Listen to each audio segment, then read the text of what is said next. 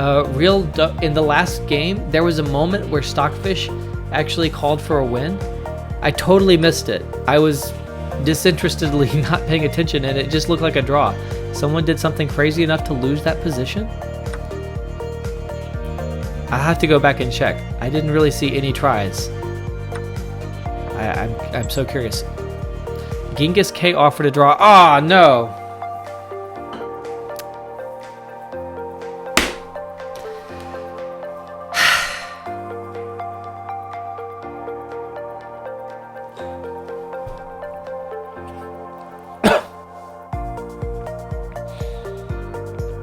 That's disappointing. Really disappointing. Press F to pay your respects to Blitz Chess.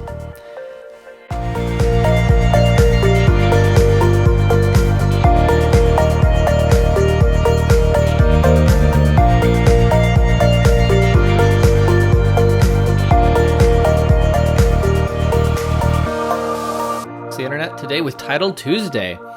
So it's going to be a fantastic day, as you guys can already see as we get things fired up. We have Alexander Grischuk leading the seeding in Title Tuesday. I actually am not sure if Grischuk has ever played Title Tuesday. I saw he's been playing a fair bit recently on Chess.com, some Bullet and some other things. But I don't know that he's ever played Title Tuesday. So I'm excited about that. That's going to be fantastic. You can see the rest of the seeds. We are starting in just about 5 minutes for Title Tuesday.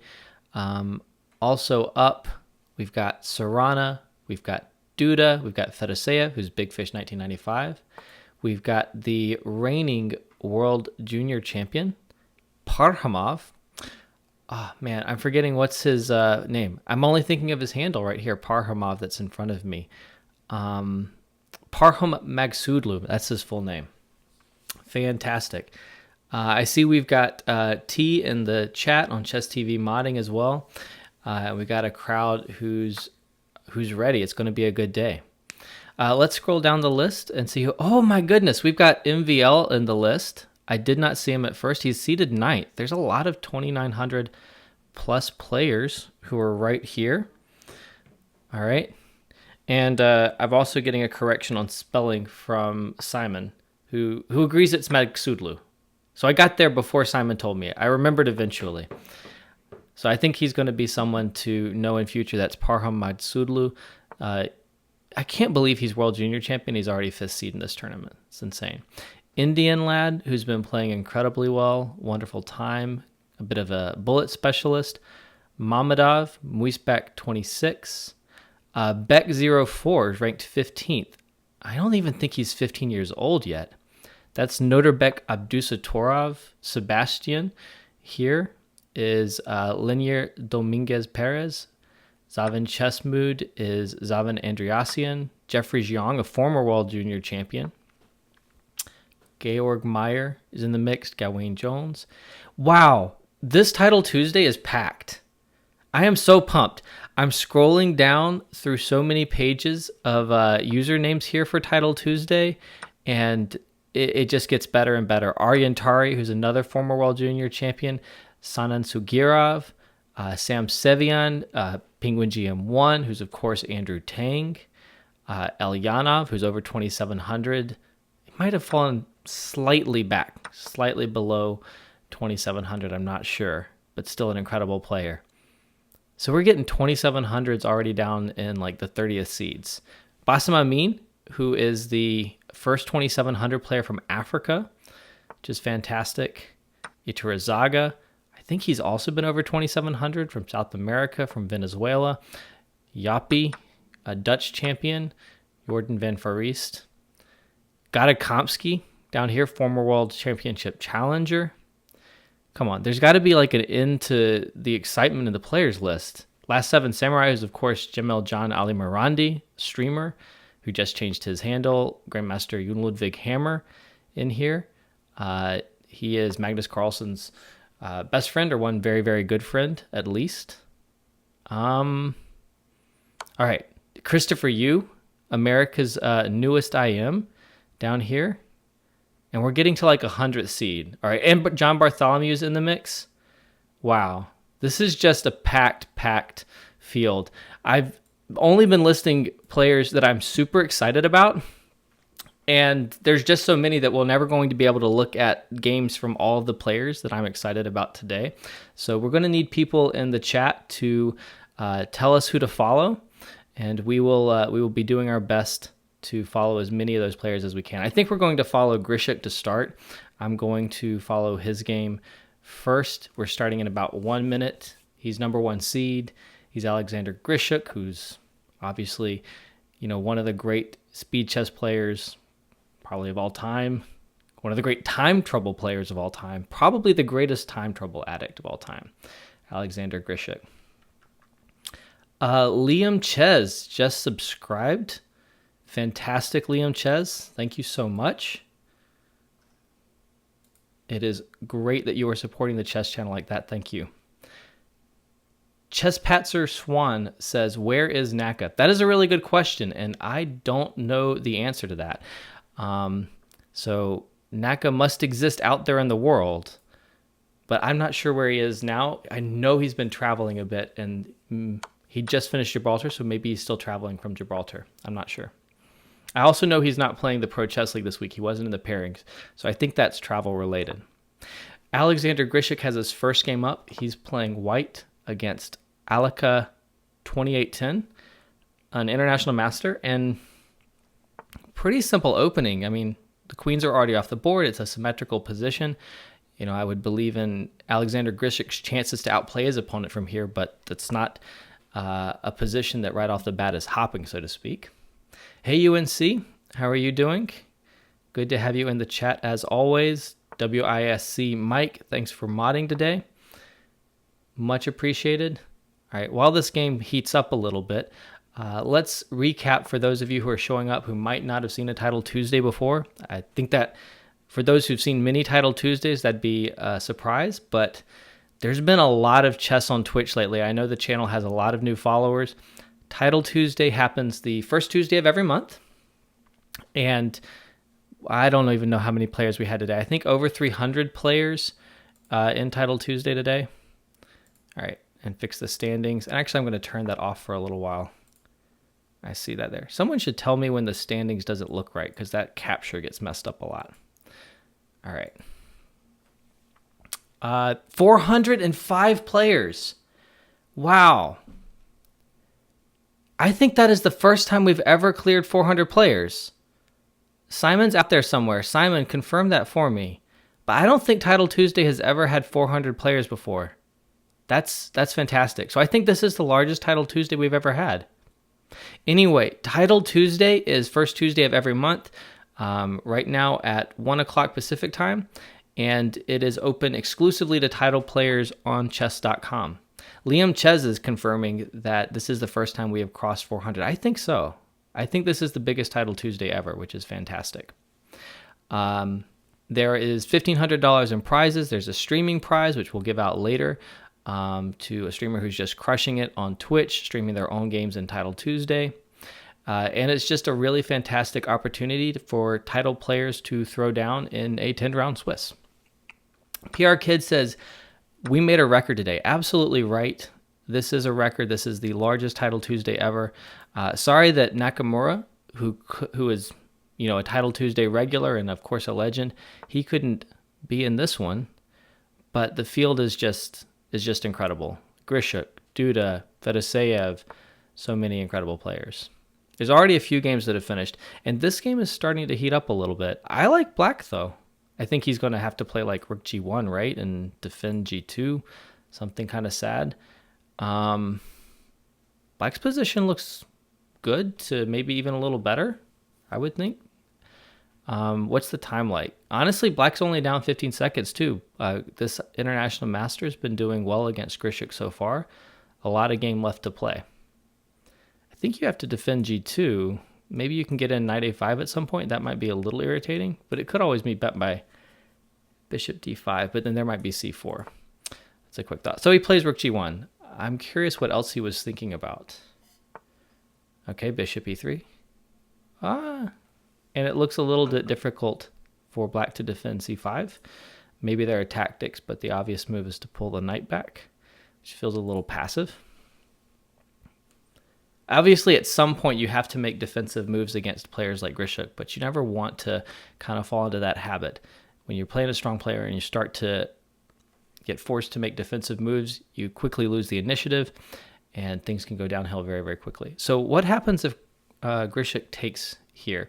Presumably, there's at least a discovery. He's going for it. At some point, the bishop can move after a trade, and then there will be attack on whatever's out here on c5. So it's getting sharp. This game is heating up. I think we have confirmation that this is a record. I think it's a record. I definitely do not think that we've had 400 players in any Title Tuesday ever. And, you know, I'm usually the one doing the reporting on it. So I feel like I should know, although I can't promise that I always remember these kind of records. But I think 400 has got to be a record. And Simon also confirms. Okay. Yep, it's first time passing 400, and this is the biggest. Okay, so we do get the discovery attacking the loose bishop on c5. I guess this can go capture here now, and then we could get another capture, not there, but bishop takes h3. So maybe bishop takes a7, bishop takes h3, and I think this is starting to turn out well for Grischuk because he's got the bishop pair. So I think that this is advantageous, you know, nothing crazy yet, but advantageous. Whoa. So he pulls back and he chooses to hit h6 instead of grabbing a7. I guess if you grab a7, there's always going to be like a rook a8, and then a2 will be loose at some point. Still, this looks pretty solid, right? Grischuk still has the bishop pair, but I don't know how you're going to crack this. Like, you don't have an h-pawn to pick apart this pawn structure, and f4 is really hard to envision. So black's structure still looks pretty good, but he drops a pawn. That's the thing about a player like Grischuk. I mean, you can play well, you can play well, you can play well, but eventually you make a mistake, and that's the end of the game pretty much. Obviously, there's a lot of game left, but once you're down a pawn and you have a worse position against a player like Grischuk, things are going to be difficult. Tactic. He was ready for it. Okay, how do you deal with this now? So black actually set a trap here. And now the e5 rook and the g6 bishop are both hit. White has 2 extra pawns, so you could maybe do something like this and then take on e5 and then check. So maybe bishop takes f7, but you don't want like to get 3 pawns for the piece. That's not so great. But now you're down a piece. I think bishop takes f7 was at least better than this. What am I missing? He's down a knight. Oh, man, that's insane. Grischuk walked right into that. Black was ready for that. He almost pre-moved his trap. It's like he knew Grischuk was going to fall right into that. There's still a lot of game left. I mean, Grischuk has 2 pawns, so now black, as an international master, has to put on, you know, a real display from this point on to win the game. It's not easy. You're playing an incredible player. But, I mean, it should be theoretically winning for black, I would think. Also, black is up on time. Black has twice Grischuk's time, which is incredible. Okay, so there was a skewer there if the knight moved, but the knight didn't have to move because of the pin, so the king hid. That was very clever from black. Now the knight has to move. That doesn't feel like the right square. Okay, check. King d7. Okay, but the king's kind of hiding. The king could hide even back here maybe, although there's checks here you're not going to be able to get back.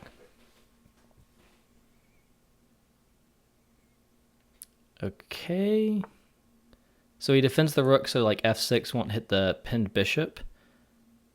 But it doesn't feel like black has made progress in the last several moves. Like black has played some clever moves and has avoided any tricks from Grischuk, but it doesn't feel like progress is being made.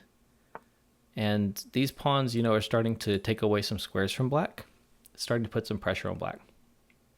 Atlas Manda, I have no idea how to pronounce the username. I apologize.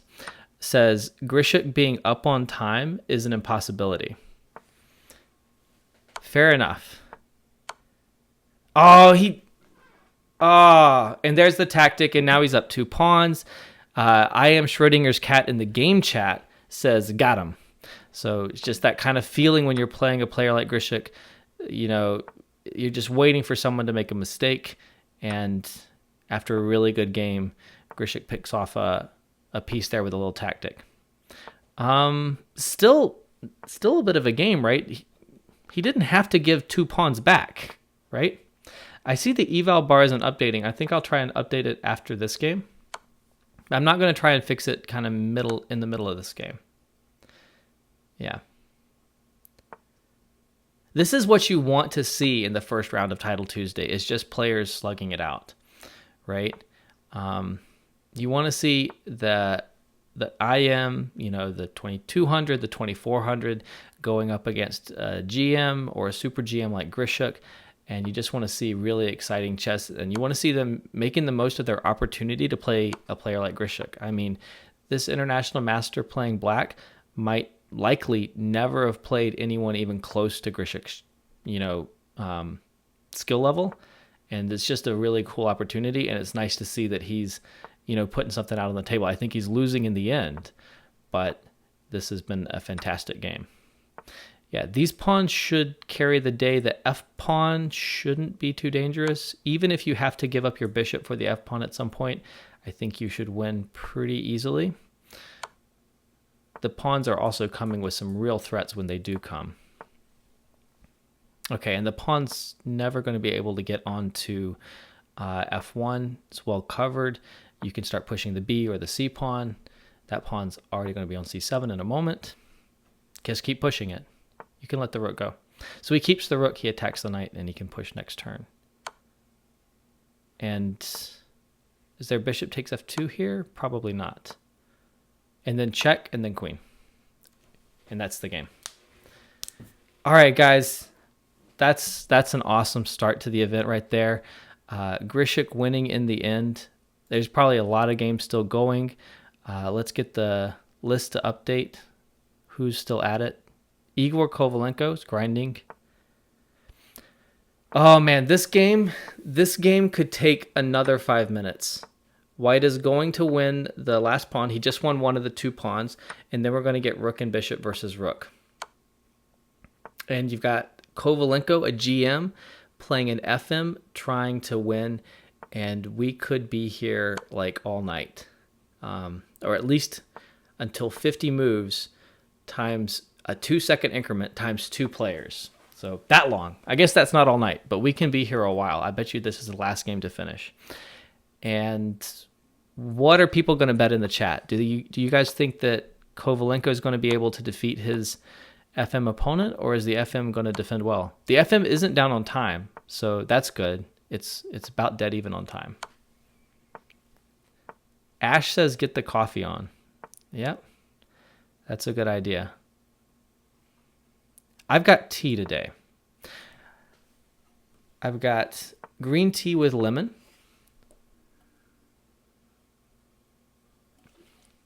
And tea modding the chat today. It's a perfect combination. Coffee Man is also in the Twitch chat. So we've got coffee and tea in here today, which is fantastic. The perfect modding duo. All right. I'm told I need to check something with my layout real quick, so I'll do that while these guys tease at this rook and bishop position.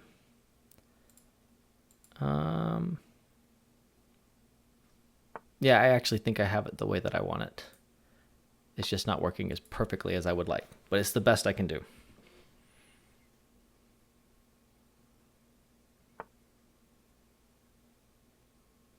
There are currently, I am told, 681 players online, titled players online, which means that there are about 400 titled players playing in Title Tuesday, and then there are about another 300 or close to it who are spectating Title Tuesday.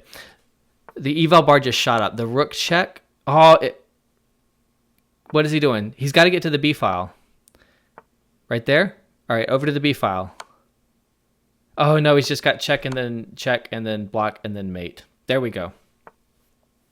The eval bar is telling me right away that the rook check over on this square was the losing move. But I mean, without Stockfish, I mean, who's not going to give a check like that, with seconds on their clock? It is so hard. I think that more than 50% of people lose Rook and Bishop versus Rook on Title Tuesday. I really do. Good job to Igor Kovalenko. I mean, that's professional grinding right there. Liam Ches says, press F in chat to pay your respects for the FIDE Master. I think that's an excellent idea. Good call, Liam Ches. F in chat to pay our respects to the FIDE Master. Wow, that was not the last game. I thought that might be the final game to finish in this event. Oh, it was actually. Our next round has started. I was seeing games from round 2. I was not seeing games from round 1. Okay, so we've got, you know what? Let's switch it up. We watched Grischuk last round. I'm tempted to watch Grischuk again, but let's go ahead and follow Duda this time. Okay, so we've got Polish Fighter 3000. Duda is playing black. Over here, he's down a pawn. And it doesn't look like he has a lot for it here. I don't know. I mean, on the one hand, White's still a ways away from castling, so we might get something. But I don't think that Duda has anything yet. So maybe if he makes a couple of good moves and White makes a couple of imprecise moves, the king on e1 could be a problem. But I like a pass d pawn. He's also got the bishop pair, so that's long-term compensation.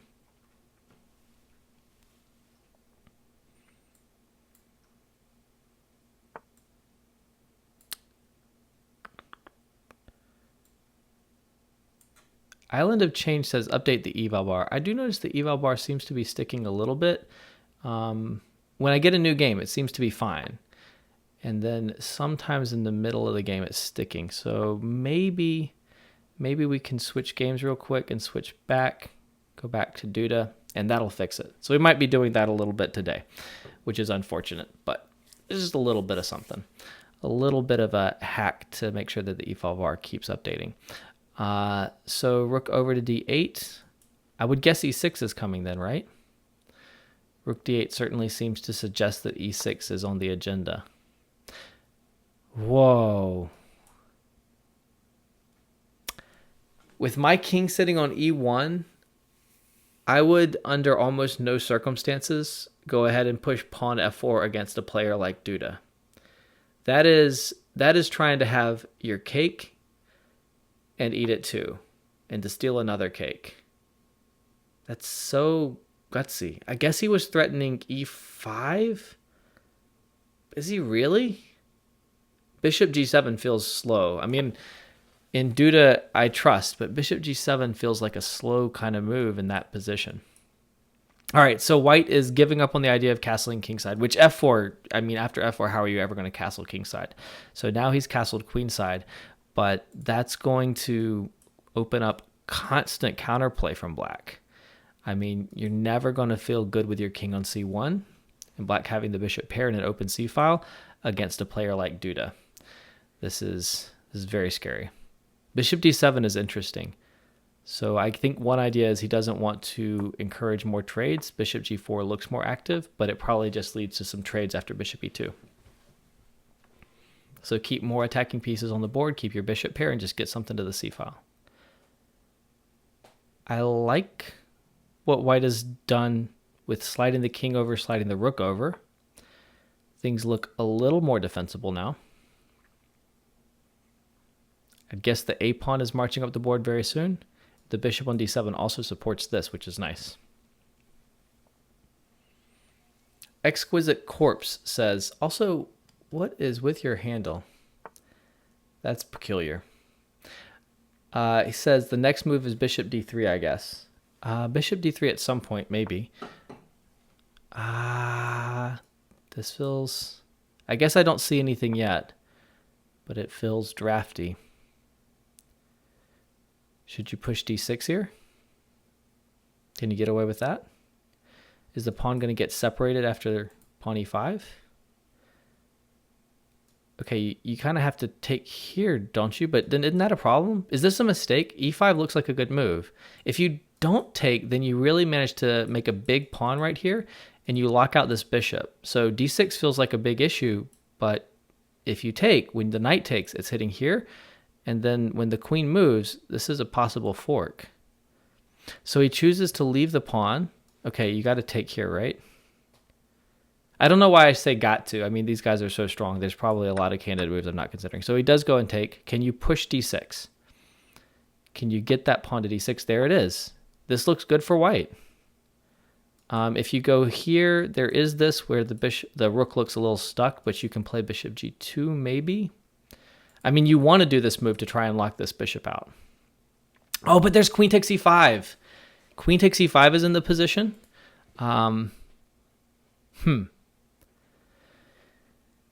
Okay.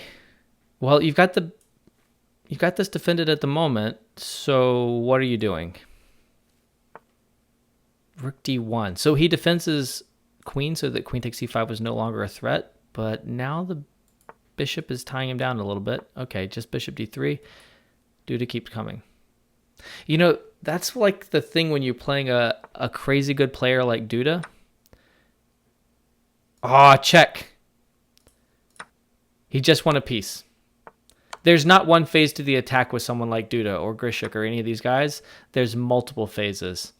And you make one mistake and you drop a piece and it's game over. Sometimes it's amazing to me that players like Duda and Grischuk, they make mistakes, but it never seems to cost them the game. It'll cost them a pawn or they'll miss some counterplay or something like that. I mean, Duda let the white pawn get to d6, and he definitely didn't mean to let this pawn get to d6, so there was some inaccuracy there, but it doesn't cost you the game, and the punches keep coming, right? They just keep coming. You got to defend over and over and over again. All right. On to the next game, guys. That was insane. There is so much chess today. All right, and Grischuk won his game by resignation. His opponent was down one pawn only, but the position is so bad, and you're losing the d pawn whenever black chooses to take it. So white was like, let's call this game. Let's get a new game. I don't need to burn my time trying to defend that position. Okay, and this is Fedoseev versus Incognito Knight. And this looks like a good attack for black. Black has sacrificed a bishop for 2 pawns. Oh, that move looks strong too. You can't take because this is hanging. Are you going to have to do this? Then you're leaving a very strong pawn right here. And you're really locking out this bishop. Ooh. You can at least take on e3. Okay, black should be winning now. We're about to see Fedoseev, who tied with Anand in the World Rapid Championship. I think we're about to see him lose this game. This is so strong for black. Bishop d4 coming. That looks incredible. Bishop d4. I guess the king's going to have to go to h1 and then maybe just that. Do you go bishop e5? It's going to force queen g1. Is there anything better? He goes bishop e5. Queen g1 was forced. And you can't take because this is mate. And rook e1 comes. Rook e1. Bishop f1. Is he hanging on? Oh, man. There's got to be a killer blow. There's got to be a killer blow, and I don't see it. Someone in the chat point out the finish here. Queen e4 check, rook g2. Bishop takes. King takes. King takes, queen h4 is mate, and if queen takes, rook takes f1 is just over. That is the end of the game, basically. Sure, bishop pulls back. That was nice. That was a very, very nice attack from black there. Queen is hit. It's stuck to the defensive f1 and h4. There's got to be a lot of ways to win. There's nowhere for the queen to go. You're dropping f1 or h4. You drop f1, takes, and pins and wins the queen. Insult to injury. That's a big upset in round 2. That is an important upset. I think that Fedoseev was like 3rd seed in this tournament. Something you'll notice, though, in Title Tuesday, a lot of times when these big players are upset in the early rounds, they're going to get some easier pairings for the next 4 or 5 rounds, even. I mean, not too easy, but they're not going to be playing quite as high a seed as someone who keeps winning. So often they'll make it back in the end. They can often still be in contention if they can, win their next like 3 games or something. They'll get some easier pairings at some critical moments. Okay. WISC Mike, thanks for the kind words. All right, let's see who's still in it. It looks like World Junior Champion Parhamov. Nope, he won his game. He won by resignation. Oh, look at these pawns.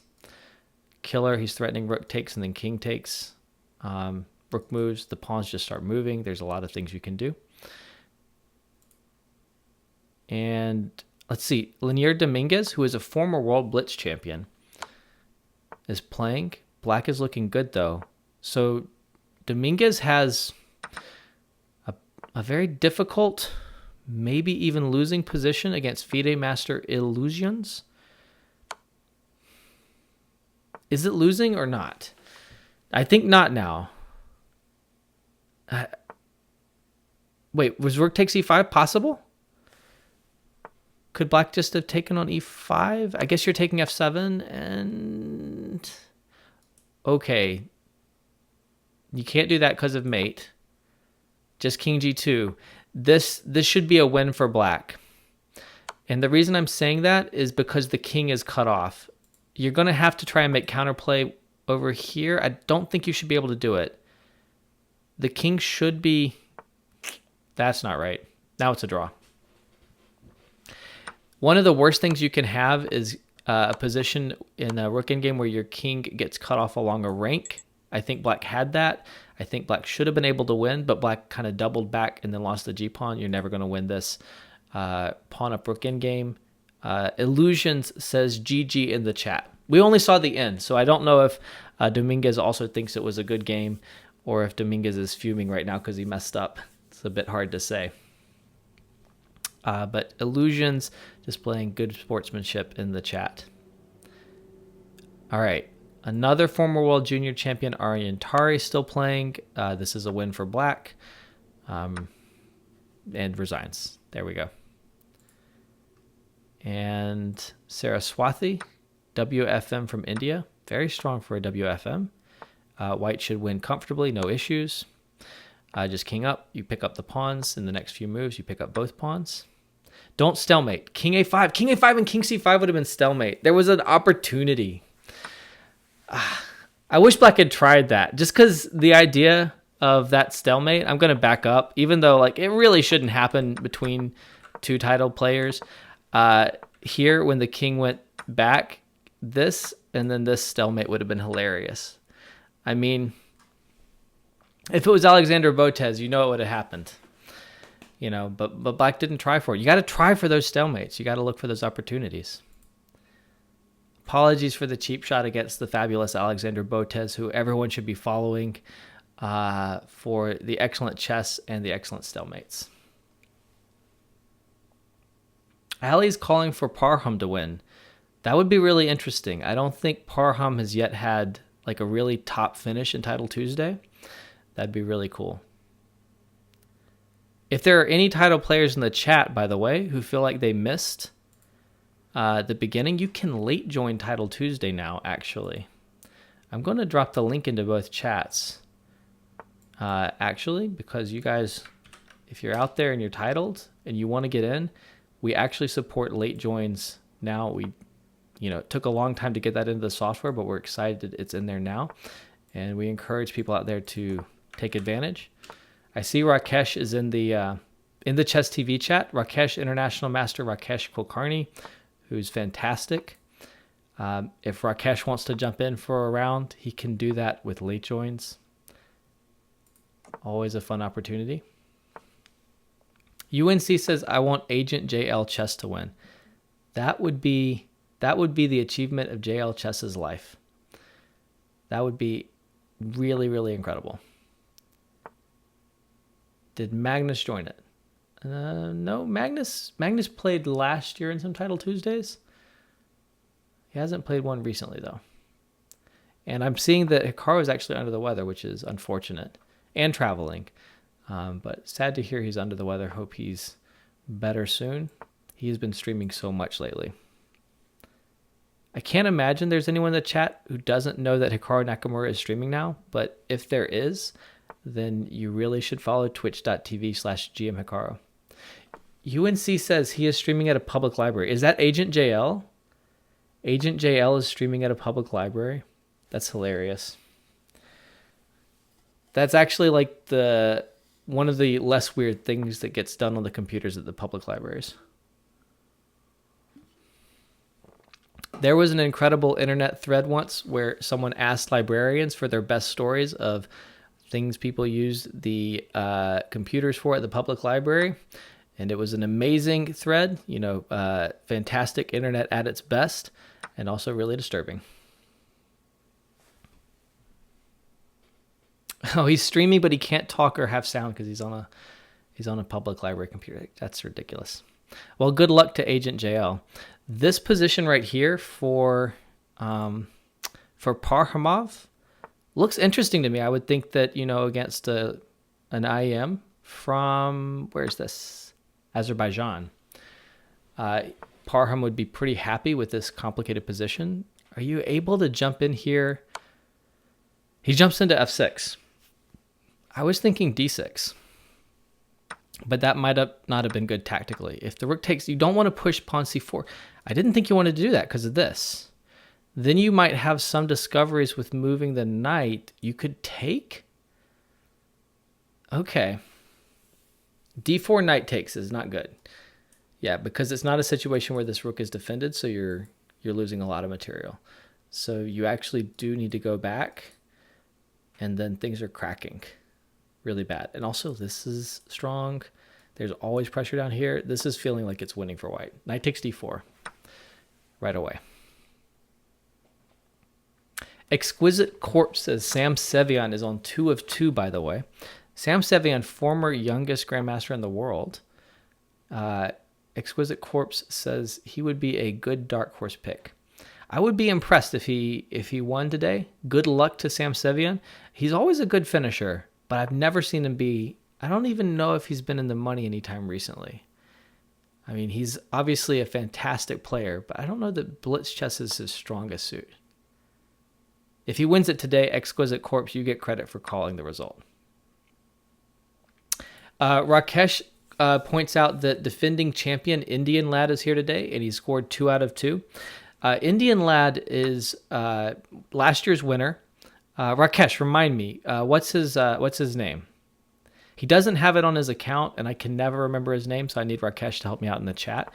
But Indian Lad, I think I heard recently he was untitled like 4 years ago, and now he's a GM. And he's starting to push 2,600, which is just a fantastic story. Okay, I don't know. You're going to play rook e1 here. White's up a pawn. These bishops are amazing. This position is so winning for white. Rook e1. Yeah? Pawn g4 at some point to get this, maybe, but I don't know if you feel like you have to rush and open up your king. You don't need g4 necessarily. But if you take g4, I mean, this is loose, and also this is loose because this is pinned. Could be strong. Pawn's Crusher is calling for puzzle rush tactics. It definitely feels like there could be some puzzle rush tactics here very soon. A rook check followed by g4 and then bishop takes d4 could pin and win the queen. Okay, that move I don't get. But I like this. I liked this idea of rook check g4 and then this pawn was falling with big problems. That looked very good to me. Okay, but white should win this eventually. Are there any tactics? It feels like we're close to some puzzle rush stuff, but I'm not quite seeing that kind of finishing blow. I don't think it's in the position yet. Well, now you just take the exchange. He's going to take on f7 first and then take on d6, but he's going to pick up the exchange and then and then we'll move on to another game, basically.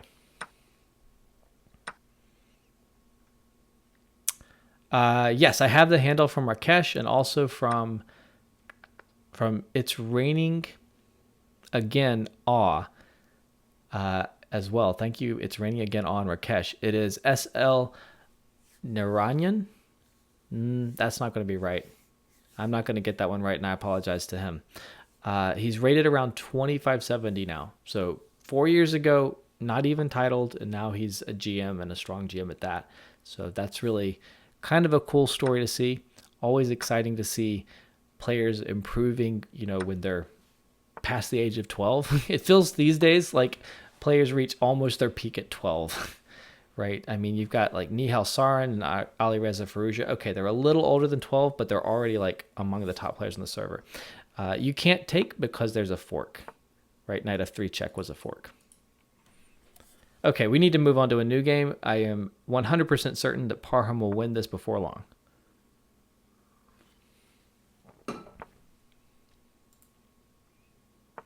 And Grischuk is playing. Grischuk won by resignation. Looks like a nice attack, actually.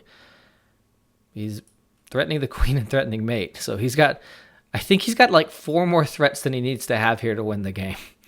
I think you could win with a fraction of the threats that white has in this position. But anyway, it was enough to force resignation in 24 moves against Alexander Donchenko. Alexander Donchenko has been playing in the Pro Chess League, I think, but I'm not sure which team he's been on. Someone should check that out. I'm curious. All right, and MVL is playing. We haven't followed MVL yet. He's playing in FM. FM must be doing very, very well in the tournament. He's up twice as much on time, and he's up a full bishop. So this really should be just a matter of time. The thing that MVL has to watch out for is some kind of perpetual on the dark squares. I mean, I'm sure he won't allow it, but that's the thing to watch out for. His knight is very well positioned right now, defending e5 and defending f4. So everything's covered. You wonder if he's going to sacrifice at some point. It definitely feels like a sacrifice could be the right call eventually. Black is doing a good job of making tricks, but MVL's going to breeze right through and promote an e-pawn. Do we care? Are we pushing on? There's check now. Bishop h3 and no more checks, and we promote, and that's enough to not force resignation. It's actually a win on time. If he had had more time, I'm sure it would have been a resignation instead of a loss on time, but he didn't have enough time, so it's a loss on time right there. And Rakesh, who is always fantastic with these facts, points out that Donchenko plays for the Baden-Baden Snowballs in the Pro Chess League. So I think he might be in lineups this week. I think when I filled out Fantasy, I was looking at including Donchenko. Okay. So Parham is over. MVL is over. Both players won. Ginger GM is playing Shant Sargsyan. I and everyone else has been saying Sargsyan here, but the S is before the Y, so it feels like that's got to be wrong. Sargsyan? It's an even endgame. Sargsyan has been doing really well. Now white's winning. I said even on material. It was never even. White had a much better position and should just be able to win with the G-pawn, I think. Stockfish says it's only +1, but it feels over to me. I guess you're going to have to sack this rook for this pawn and then bank everything on these pawns, and it might be enough to draw. I don't know. It feels like white's king should be too close. It feels to me like white should win it. King up, bring the king. The key is to get the white king into the position. That eval bar shooting up. Eval bar is starting to catch up with the position. Check. King over. This pawn is totally out of it now. The king is close enough. This is a pretty comfortable win. I feel like black might have been able to make it more tricky at some points, but it didn't come together. Okay, so your threat is here.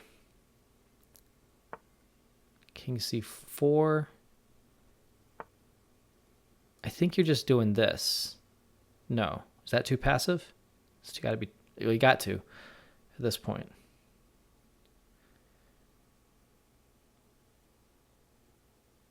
Or do you have to? You could have doubled back here to go for this, but then b5. There's no mate back here. b5 is a really important move. Oh, I don't know if you could have doubled back. That's very tactical.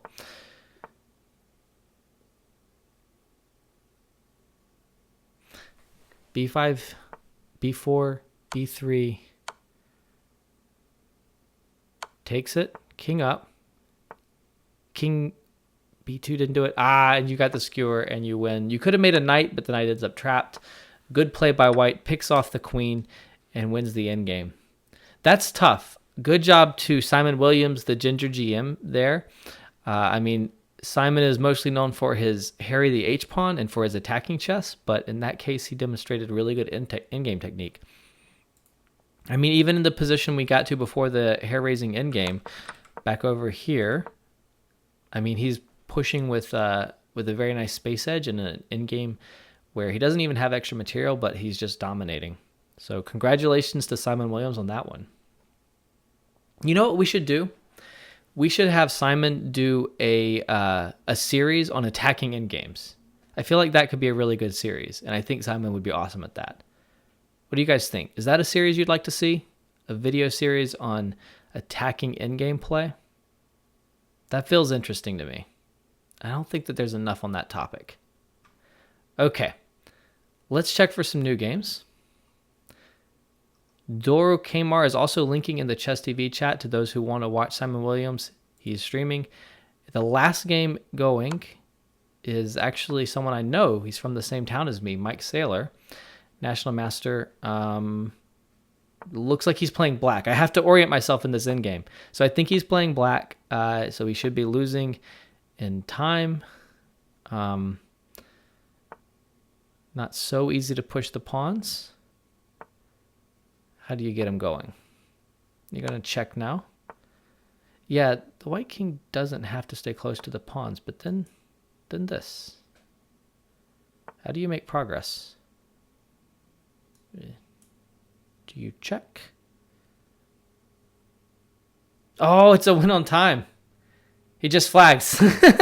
He just doesn't make any move, and it's still complicated. Stockfish, I think, is even considering this one a draw. You never want to let the king get into the blockading square in these endgames. The two pawns should always win, but there are some really good endgame examples. Almost always win. There are some really good endgame examples where the king does get into the blockading square and can be a draw. I think Dvoretsky's endgame manual, for those of you who want more here, I think Dvoretsky's endgame manual has some good positional draws here. So that might have been a fortress. I'm not sure that white could coordinate and win that one, except that black lost on time. All right. Neo says, does Fallujah play Title Tuesday? I don't think so today. I have not seen him in Title Tuesday today. All right, we're going to jump to the player Rakesh was mentioning, which is Indian Lad, who won last month's Title Tuesday. He is on 3 out of 3 as we begin round 4. More games are underway over here.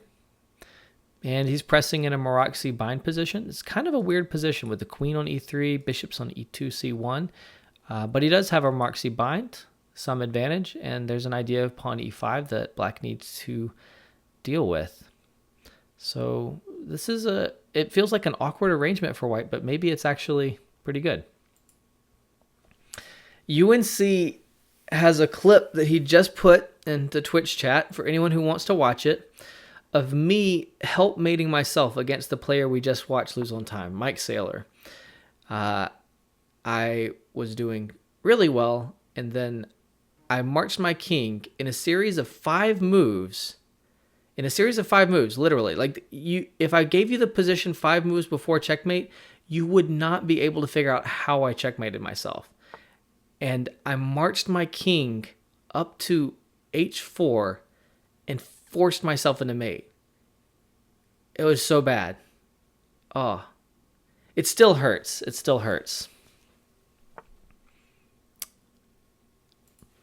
I think that was the last time I played Title Tuesday myself, mostly because I've been so busy.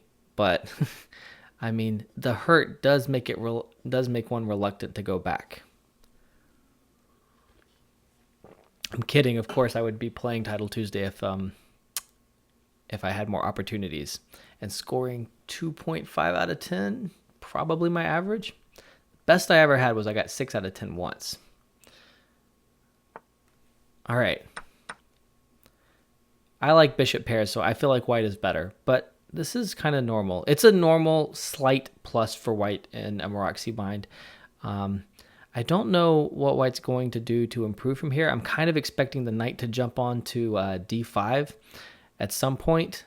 Maybe you can kind of tease over here with h4, h5. I actually like h4, h5. That is the Alpha Zero approach and the Ginger GM approach. For those who've been reading the new book Game Changer on Alpha Zero, they talk a lot about how H-pawn advances are often really effective. They just create space and tension that's favorable. That move's surprising to me. Why would you play H5 for black? I don't get that. I mean, I don't think you're punishing it now, but this feels... Even G4 at some point. Like, you could put the king on H1, put a rook over here, and then push pawn to G4. I actually really like that idea. King H1 and G4. That feels tempting to me. Okay, he's threatening bishop H6. Okay, we get a trade of bishops.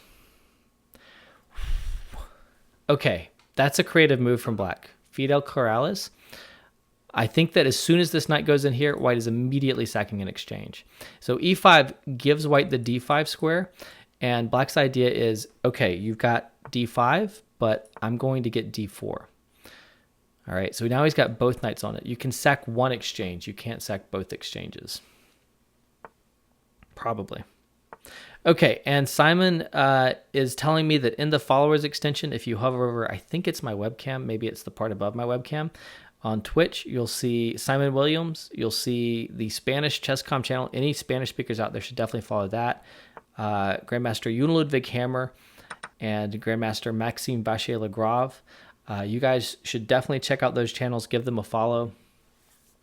If you're looking for more channels, you don't even have to go anywhere. You can just click the follow right there in the extension.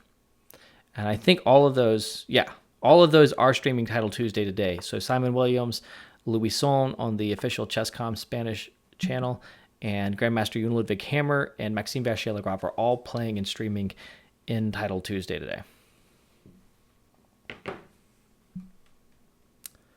And also, thank you to Max Mleinek, who has subscribed at Tier 1, resubbing for 5 months. I also think I missed a sub earlier from Rocky. Rocky subscribed as well. Thank you so much, Rocky.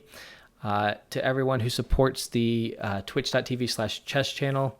It is much appreciated. And actually at Chess.com, we've been working to kind of show our appreciation to the subs we have on twitch.tv/chess. So every single Saturday for the indefinite future, hopefully for many, many years to come, we will have Sub Saturday. We just had our second Sub Saturday with Amon Hamilton last Saturday. I think, Simon should correct me in the chat, I think that Sub Saturday, this Saturday, is Maxime Vachier-Lagrave. So this is an opportunity for our subs to play against some really fantastic chess personalities and chess players. So if you are a sub to twitch.tv/chess, then you should definitely come out on Saturday for Sub Saturday. I mean, the opportunity to play Maxime Vachier-Lagrave is fantastic. I see Max is dropping the MVL emote, Maxime Vachier-Lagrave short handle, and T is dropping information about Sub Saturday there in the Twitch chat. And I'm going to paste that information into the Chess TV chat because that's the kind of guy I am. So there's the information about Sub Saturday. While I was looking away and appreciating those people who just subbed, white won the queen side. So it looks good for white, except that this is an issue. I don't know what to think of this position. White's awkwardly tied down. It's hard to imagine these pawns moving anytime soon, but you do have two connected passed pawns.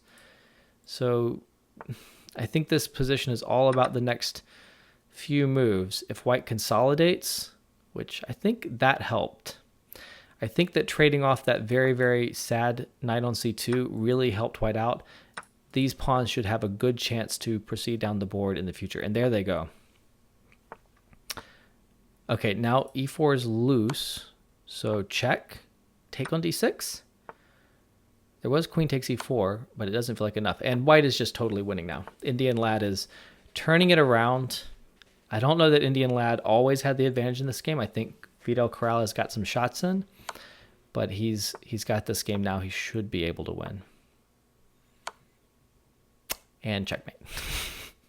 I'm looking at the threat to promote, and then boom, checkmate out of nowhere. I wasn't seeing that one coming. I think Fidel Corrales was also kind of shocked for a split second with the checkmate. All right, let's see who else we want to follow. Please let us know in the chat, who do you want us to follow? We've got tons and tons of players playing, and we want to follow as many as we can, but we'll never be able to follow all the players in Title Tuesday today. So let us know who you think we should be following. I want to like march the king in here and then do rook up and then checkmate. I want to put the king on g7. Put the king on g7. I think it's really good. Go, go, go, go, go, go. I think you can put the king on g7, and I think it's really strong. Come on. Come on. Go for it. Put the king on g7. Okay, one thing you do have to watch out for is anytime this bishop could get here, but I don't see how it's ever going to happen. Come on. If you get the king to g7, then you're threatening rook d7, and it leads to mate in some lines. I'm checking Stockfish to confirm that it's a good idea. Stockfish says king h6 was good. Come on. This guy has never seen short Timon. How can you not have seen the game short versus Timon? Anyone who's seen that game knows to put the king, up on h6, march it right in there. Tusk, tusk. Jim S. says, who is Indian Lad? He beat Hikaru yesterday as well. I know he won some games against Hikaru in a match. He is a young and talented, not that young, but like 21 or 22 GM from India. And I heard that he was not titled 4 years ago, and he recently got his GM title. So that's a lot of improvement in 4 years. Congratulations to him. Max Malinek says Stockfish saw short Timon. Why are you not doing this? Why are you not? He's just wanting a draw against Vachier-Lagrave. He's got so much control. He's offered a draw. No. That is lame. That is so sad. I mean, he knows he's so much better. I mean, okay, he only has 11 seconds, but you can at least try this. What are you afraid of? You have such a bind. Tusk, tusk, tusk, tusk, tusk. I mean, that's an amazing achievement for Renato Terry-Lujan, an IM from, I want to say Peru? Peru. Yes, that's an amazing achievement to draw against Vachier-Lagrave, but he should have been going for more. I mean, king in. Or you can do a lot of things. There's like, you got to try to make some progress. Great darned red spot. I'm surprised that great darned red spot in the Chess TV chat managed to get away with that username, to be entirely honest, on a family-friendly site. I mean, it's just a little PG, but I'm surprised you got away with it. I agree with him. He says, try it. It's completely winning. And now king h6 is even the top computer move. All right. I'm enough of me disrespecting players who are much, much better than me. I am sad, but we should move on. I feel like that was an upset in the making. Let's take a moment and thank Harlem Knight for subscribing. Press F to pay your respects to Renato Terry-Lujan. That's all right. All right, enough of that. I think that Yoon Ludwig Hammer is still playing. No. He got checkmated by Jospin. All right, we missed that game. Beck04 is still playing, though. That's Noderbek Abdusatorov. He was like a year ago the youngest grandmaster in the world. Ooh, and we're getting bishop and knight checkmate. Who's playing white here? The IM, Gadam Baillier, is playing white. Oh, Beko 4 offered a draw. Okay, so at least this time it was the player who was not winning who offered a draw. And knight to knight here. That's not the right way for the knight to go. Okay, it'll do it eventually.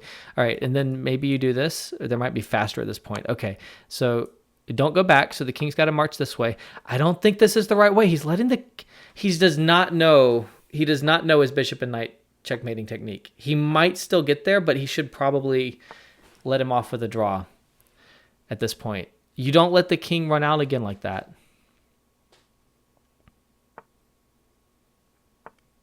I like that Beko 4 took a moment there to think about the position. Okay, so this is still winning for white. When was the last capture or pawn move? I want to say move 75. So he's got 25 moves. White should still be in time. Should still be in time. Okay, he's got it. I think you put the knight... Okay, that works there and then there. All right. And he beats Norbek Abdusatorov. All right. So checkmate. All right. Good job. I don't think that was Soviet approved technique, right? but it is checkmate with bishop and knight in a 3-2 blitz game. That's hard to achieve. Congratulations to Gadam for pulling that off in his game. I think that more than 50% of the time it's a draw in Title Tuesday, so it's good to see some good checkmating technique there. Well, it's good to see successful checkmating technique there. Okay, who is still in? Tigra's in. Let's give Tigra a follow. There's about 6-7 games still going over here. Should be a draw. If white can pick off the pawn, which I think is really hard to imagine because there's so many checks, if white could pick off the pawn, then white could press, but it would still be a theoretical draw. Queen and knight against queen is a theoretical draw. And actually the reason I think for that, based on my memory of John Nunn's textbook on pawnless endgames, is that in critical positions it ends up being stalemate as queen and knight approach. Yeah, I feel like white's almost playing with fire, letting the pawn get too far down the board. But okay, you really should never be able to lose it. Now the knight comes. I wonder if white's just going to... No, white's the GM, so white's probably going to try with it. You can get the pawn, but not with the knight because it's pinned. If you take with the queen, then it's just a draw. King up at some point. Can you get away with that?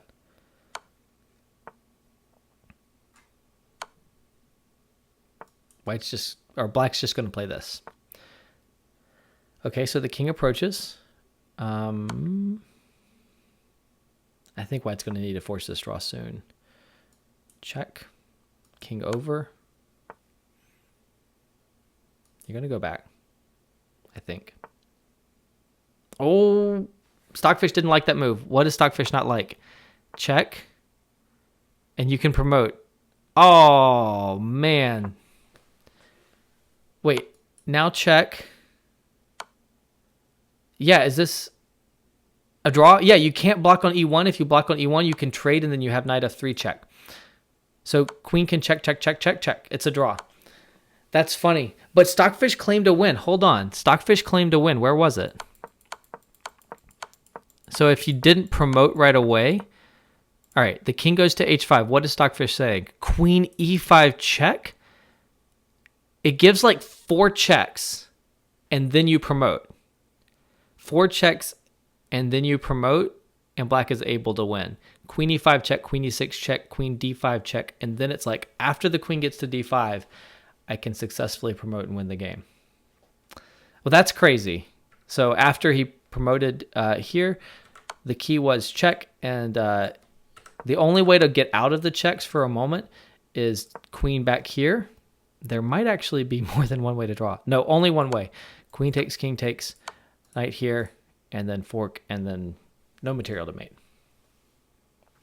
Exquisite Corpse, I have no idea. Exquisite Corpse asks a really good question. The kind of question that every chess student should ask. Why is it really important to give checks first to get the queen to d5? I don't know. I don't know. It does, once we get the queen to d5, it does dominate the knight. So that looks really good.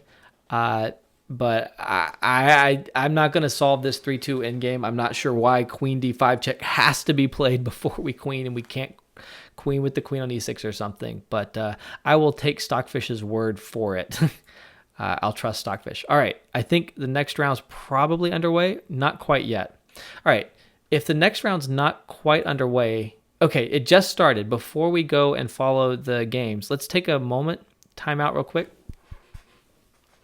and see what the standings are over here.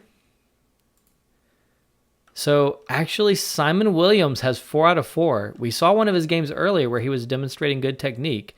So I know that there are a lot of Simon Williams fans in the chat. Simon Williams is 4 out of 4. I think that's got to be his best Title Tuesday start ever. And his tie breaks are better than Grischuk, so he's on the top of the list. Someone, me, should take a picture of this. I just grabbed a screenshot so I can share it with Simon later. Him on the top of over 400 players in Title Tuesday. He'll enjoy that screenshot. Grischuk, also 4 out of 4. In him, no chewy candy, 4 out of 4. Incredible for an NM to be on a perfect score. Parhamov, World Junior Champion, still undefeated. Indian Lad, last month's winner, still undefeated. Serrana, 3.5. So we've only got 11, 9, 10, 11 players who have a perfect score at this point. And then there's Serrana, MVL, Sevian, and a lot of people on 3.5 out of 4.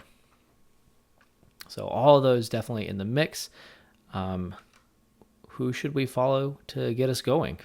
Should we be following Ginger GM? I feel like Ginger GM is on 4 out of 4. This is, no offense to Simon. I think Simon would agree. This has got to be a once in a lifetime opportunity. We should follow Simon. Unless you guys object, that's where I'm going.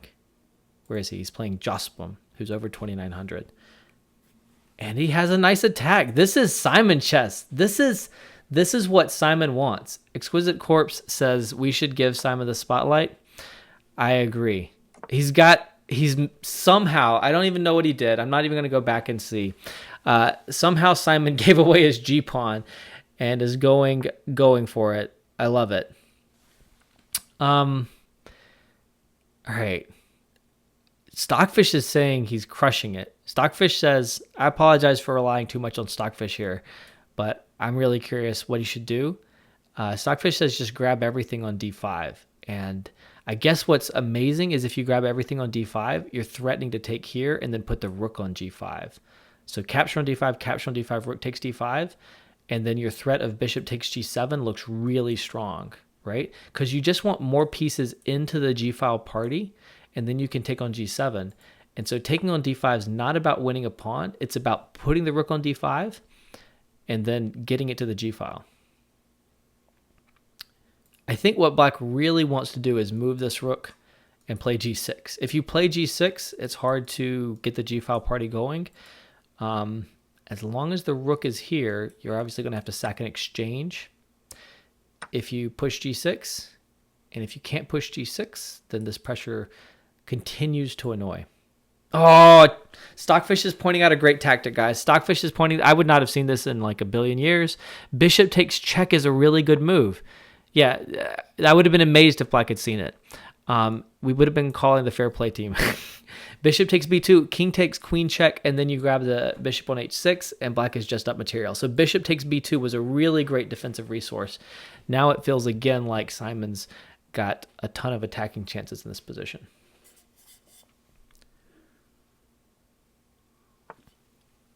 Kazminka says, paging g-file, party of 3. I like it. Oh, this position looks so good for white, but where's the knockout? Can you ever do some kind of sack and then knight g5? Could you have taken on g7 and then done bishop d3? I don't think so. f5 probably holds it together. It feels like there could have been a sack on e6. Now he's going to push h4, h5. I mean, you're seeing Harry the h pawn at its best right here. Really good chances for some kind of crushing sacrifice on g6 or e6. Okay, now bishop f5 could be an issue. He moves the queen to dodge bishop f5. Okay. h5 and queen h6 are on the agenda. e5 is also still loose. That could possibly go. Those who want to follow the Ginger GM, someone just dropped a link in Chess TV. Here is another link, guys. Check it out.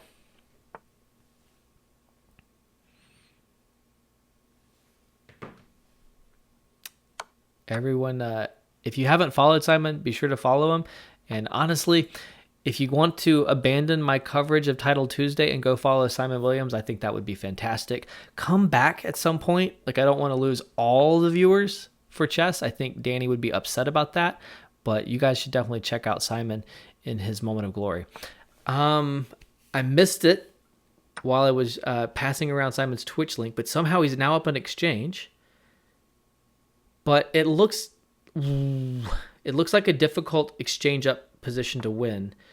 And certainly his king being so open, I mean, it's got to be good for white objectively, but this feels like a complete mess. Queen d7, queen f5 check is a thing that I'd be thinking about as black. Oh, that's game. That's game. King over, queen takes g6. The g file, it's on again on the g file. I mean, maybe there could still be tricks for black. It's not mate, but it's darn close to mate. Queen h6 has got to be the biggest threat in this position, I would think. Queen h6 looks super strong. Black may let the clock run out here. Black is thinking, and I don't know what black's going to play. All right, knight up. Queen h6 check, then rook g8. He just plays rook g3. Okay. I'm not sure why he didn't push on. Okay, he's pressing here. He's also threatening this. This is a big threat. If you trade queens at any point, everything collapses. Trade queens, take on f3. He didn't take on f3 right away. Oh, you can't take on, I'm sorry, not f3, e4. You could take here. You could have just taken there, and that opposite color bishop endgame, I think, is easy. Okay, but he can't take the rook. There was a fork that he missed. Maybe he did miss it, but you can't take the rook because you're going to be able to queen over here. So this is hanging, take on a7, promote next turn, resignation. Ginger GM on 5 out of 5, guys. I apologize. I am not currently a subscriber to Simon Williams, and I feel really bad about that at the moment. But those of you who are subscribers to Simon Williams, and I know that there are a lot out there, please drop as many of Simon's emotes in the chat as you possibly can. We need some Harry the H pawns in the chat. Whatever you got. Go subscribe, come back, all right? And then drop those emotes in the chat. Simon Williams on 5 out of 5, defeating Jospim, who is, someone tell me who Jospim is, was over 2,900 before he lost to Simon. That's awesome. That is fantastic, guys. I don't know about you, but I feel so hype right now. That's incredible. Kashminka, I think, is cheering, saying, "You're a wizard, Harry," which is fantastic. That is a great reference to Simon Williams' Harry the H-Pawn. Also a reference to the fact that he's British. Really cool. All right. I'm going to calm down a little bit, and we're going to go check out another game. All right. Now we're following Alexei Sarana. Alexei Sarana is really an incredible player who's been doing fantastically in the Pro Chess League. I think this is a draw, though, and a pretty straightforward one. At some point, you're just going to get trades. G. Dave says, "Can you say a bit about Simon, please, to put it into context? How old is he? Why is it a big deal?" That is a great question. Simon is the Ginger GM, twitch.tv/GingerGM. I will drop the link in the chat for everyone. He has an amazing beard, red hair, hence Ginger GM. He does a lot of really great streams and videos and commentary on chess. I think people love him for that. He's an attacking player, and people love him for that. There's lots and lots of his content on Chess.com. But I think his peak rating is probably like 2550 or something like that. And there are a ton of 2700 plus grandmasters, legendary Blitz players in Title Tuesday. For him to get to 5 out of 5 in a 400 player field featuring some of the best in the world is an amazing achievement. And I think I and everyone who's a fan of Simon and respects Simon, which is just a ton of people, is very hyped for him in this moment. So hopefully that answers the question, who is Simon Williams? Zissou, I'm sorry. T points out that he just commentated Gibraltar Chess as well in January, which was an amazing tournament. He was with Jovanka Huska or Hauska, I'm not sure. But a lot of people got to know him there if they didn't know him already. All right, we should check out some other games as well. I think we'll have to follow Simon again if in his next round as well. Okay. Let's see. I think Fedoseyev's game is still going. Nope, he won by resignation. He's about to queen an H-pawn in this final position. Right there. Yep, Fedoseyev won. We saw him lose in round 2, so he's kind of bouncing back and doing well. I think a lot of the games are wrapping up. Sargsyan won with white, extra 2 pawns, extra knight. Jun Ludwig Hammer won by resignation, up 4 pawns and no opposite-colored bishops. Not that opposite-colored bishops would save this one, but you don't even have that to hang your hat on if you're black. All right, we're going to follow Santo Blue, who... stalemate trick. He hangs the rook on a2, but it's stalemate. This is very, very drawn. Ooh, just don't take. Don't take on g2. Just move your rook like anywhere. Move it to b2, move it to d2. Just don't take on g2 and then get the pawn captured and get mated. Okay, and you just go back and forward, and there's no way, draw by stalemate. No way for black to make progress. That was a fun stalemate trick to drop in on right there. Santo Blue, I think, is from Turkey. Talented. I think he's Vehap Sanal, a talented player from Turkey. Okay, who else is still going? Astana, who's a popular streamer. I don't know that he's streaming right now. He lives in Ireland. He was in the Pro Chess League when they had an Irish team. It looks like a drawn endgame, I guess, though, that white can press. It feels like black should get the king back pretty comfortably, though. Don't feel like white can press too much. Yeah, the king is not cut off. So there's lots and lots of checks from the rook now. I don't know that that's the move I would play. Don't get your king cut off. If you get the king cut off, we might have a different discussion. Okay, there you go.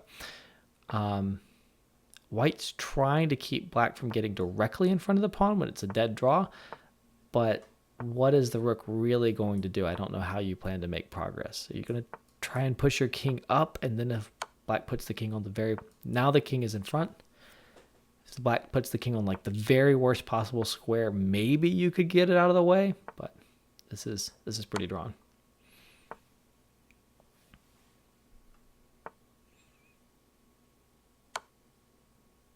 Someone says no chewy candy.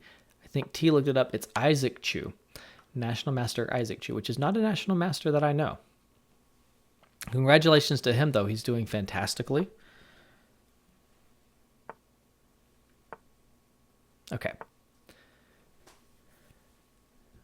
I think that they're going to agree a draw soon, right? Some point soon. Draw. Draw, draw, draw.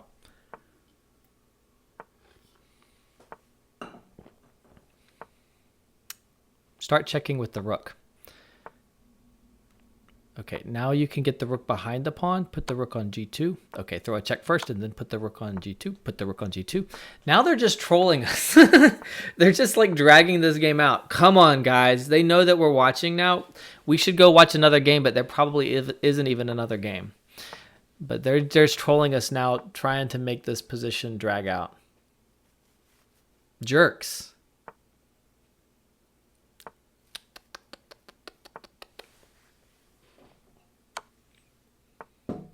Someone go on their Chess.com profiles and tell them politely that what they're doing is disrespectful to the Twitch viewing audience, and that you would much appreciate it if they would not do this to the Twitch viewing audience ever again. Thank you very much.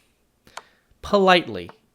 No expletives, no PG words, but just, a quick note on their Chess.com profiles. Maybe they didn't realize this was rude, right? And just give them a heads up. Somehow they have to learn, and I think you guys can help them.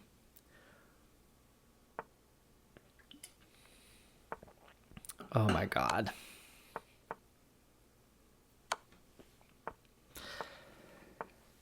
This would be a good point for anyone in the viewing audience who is in need of a restroom break.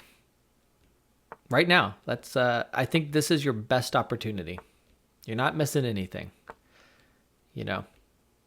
Maybe go get some chips and dip, order a pizza. It's a really good time for you. All right. Are they going to come on? Draw. They're going to play it out to stalemate. At least they're pushing the pawn instead of just shuffling. Okay, take the pawn. Oh, is he not going to take the pawn? He's not. Okay, he's going to take the pawn. Oh, God. Look, they've moved up to over a minute on each clock because they're just playing such repetitive moves. All right. Draw. There we go, finally. Thank you to both players there for that fantastic display of technique. That position that I don't think the eval bar moved for 100 moves. That's a level of precision that is incredibly hard to achieve. All right. Let's see. We only have 4 players on a perfect score right now. 4. That is Ginger GM, No Chewy Candy, Isaac Chu, Grischuk, and Indian Lad, and Grischuk and Simon Williams are playing, so that is where we are headed. Hopefully all of those who took a bathroom break for the finish of that or ordered a pizza, hopefully you're back now, because we've got Simon Williams pushing Harry the H-Pawn against Alexander Grischuk, the top seed in the event, time trouble addict, legendary player. What more could you ask for? This is fantastic. I'm pumped. Exquisite Corpse says we need to get Chew on here too. I will try. I'm not going anywhere right now, though. I mean, Simon Williams just pushed Harry the H-Pawn against Alexander Grischuk, and they both have perfect scores in Title Tuesday. We're watching this game at the moment. We will certainly try to pay some proper attention to Isaac Chu soon, but we're watching this game at the moment. And this advance of Harry the H-Pawn looks pretty good. I like what Simon Williams has done. He finally develops a piece on move 7. All right, so if you're watching at home, don't play like Simon Williams unless you're playing Alexander Grischuk, and then you confuse them. If you're playing another player at your rating level, they're going to be ready for such premature advances at the H-Pawn. They're never going to let this work. All right. I'm pumped. I think he's going to push the G-Pawn too. I think this is happening very soon. I think he might do this right now. I don't think it's a good idea, but he might. I really like G5 at some point, get the knight to F4. Could that be good? The H-Pawn makes it unpleasant to play C3 at any point. Okay, but if he's not going for something quickly over there, which I kind of wonder if he could have done last move, then the center is coming under pressure, and he's got to think about what he's doing with his king. He doesn't want to castle because that leaves this pawn loose, and it takes the rook out of its active position. So he might need to arrange queenside castling somehow. Bring out the bishop, bring out the queen, try to arrange queenside castling. I feel like he could have played it more aggressively in the last couple of moves, which is something that you can rarely say about Simon Williams. Oh, he's going to throw more pawns at Grischuk. I think this is going to backfire spectacularly, but I'm watching. You guys are watching too, right? We're all down for this. I think he's going to play B5. Maybe he's not. Maybe he's not going to go that crazy. If he goes that crazy, I think it's going to backfire. But maybe the whole point is just stopping bishop b5. That seems more reasonable.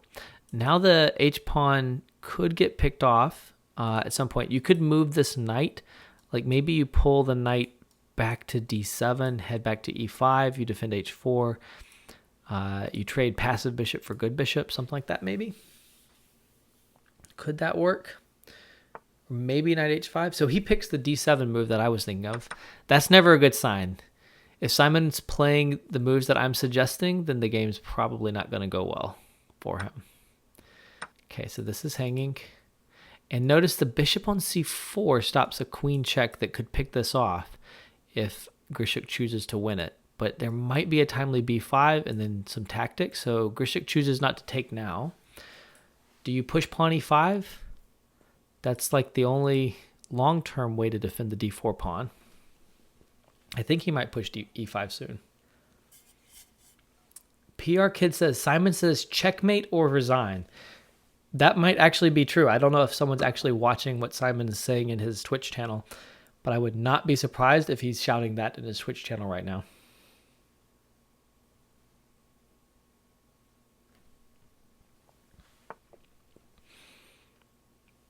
Exquisite Corpse says, if he pushes e5, the d5 square is toast. That is true. If you push e5, the square is permanently Grischuk's. But I don't know. I mean, if you just lose this pawn for nothing, that's not good either. It seemed like a rock and a hard place to me. Simon threw his pawns at Alexander Grischuk, which is fantastic. It's great entertainment. But everything that I learned as a young junior chess player would suggest that it's not a good idea to throw your pawns at your opponent like this. Although Grischuk is now saying, you know what, I'm going to throw some pawns at the Ginger GM, which is very interesting. Okay, this pawn is, ooh. Okay, so now he pushes. You know, there's a lot of dark square weaknesses. Even if you lose a pawn here, you don't feel ever completely safe as Grischuk here. There's just so many weak squares. I think he's about to castle kingside. I would probably still castle kingside. You're never defending this pawn. Is there anything? He's going to play b5. Every time I'm not sure what's going to happen, someone pushes a pawn that's really aggressive. That is the key to this game. If you're unsure, guess that someone's going to push a pawn in a surprising and aggressive way. So he might try to trade queens. If Grischuk trades queens, I'd say that the game is likely to be over soon. Wow, now the black king is never happy for the rest of the game. You can't, okay, I mean, you can do that, but you're not happy still. I wonder, could you do this and then this and then this? Can you play rook d5 and then rook f5?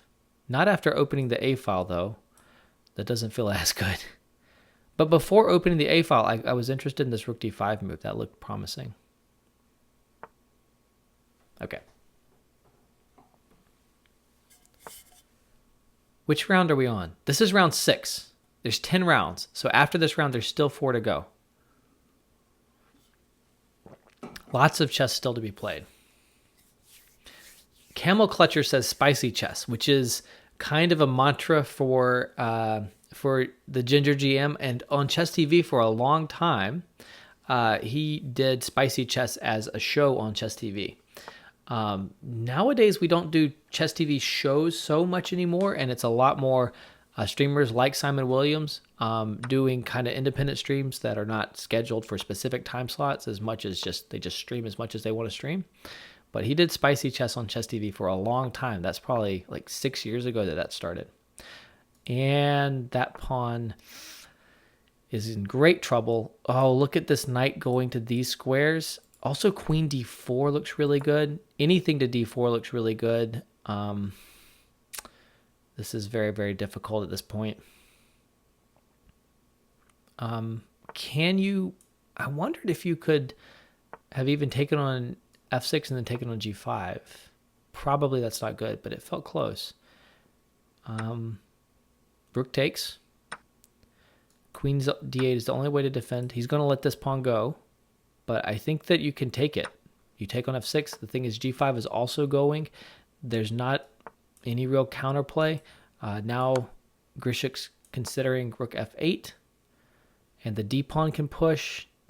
Before long, the e pawn can push. This is overwhelming. Do you play rook f8 or? I think you play rook f8. Rook f8, rook takes, queen takes. So you just pull the queen back to f5.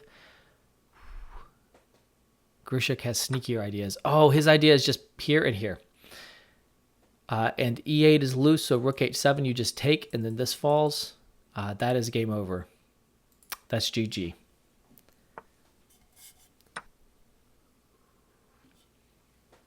See, e8 is loose if the queen captures. There are probably other issues as well, but that's good enough. Very, very straightforward. Nicely played by Alexander Grischuk. But credit to Simon Williams. Simon got 5 out of 5, which is fantastic. On his path to 5 out of 5, Simon played some great chess. And here in his game against Grischuk, he got some shots in. Like, he pushed the H-pawn. I think he had an advantage in the opening. I see people in the game chat saying that Simon Williams was crushing Grischuk. I think that's a bit of an exaggeration.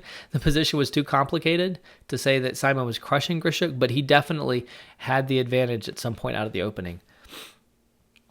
That was exciting no matter what, though. Omega Stevie says we should press F to pay our respects to the Ginger GM. Simon is still on 5 out of 6. I don't think we can press F to pay respects yet. I think that's a little bit hasty.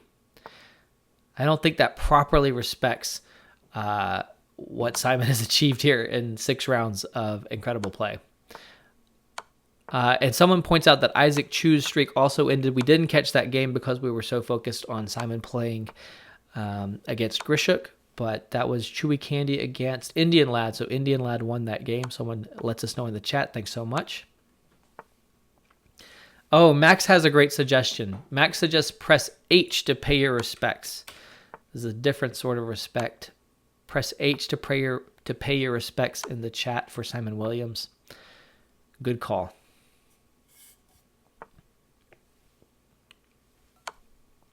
H for Harry the H-pawn, of course. If anyone wasn't clear on that, H for Harry the H-pawn. That needs to be a new thing on Simon's channel if it's not already. Press H. Someone tell him that. Someone get him that emote as soon as possible. Okay, this position is obviously winning for Parham Magsudlu.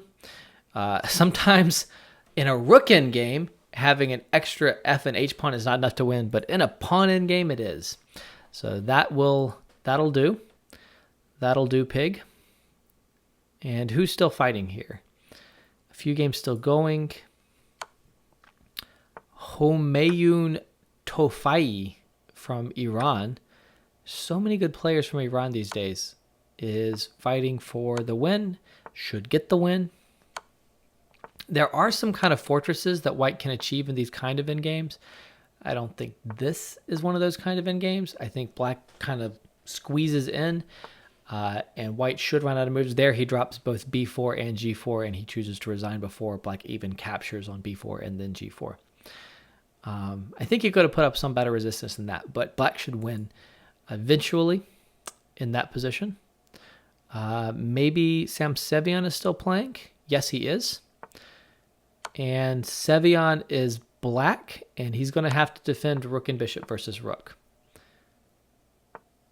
Oh!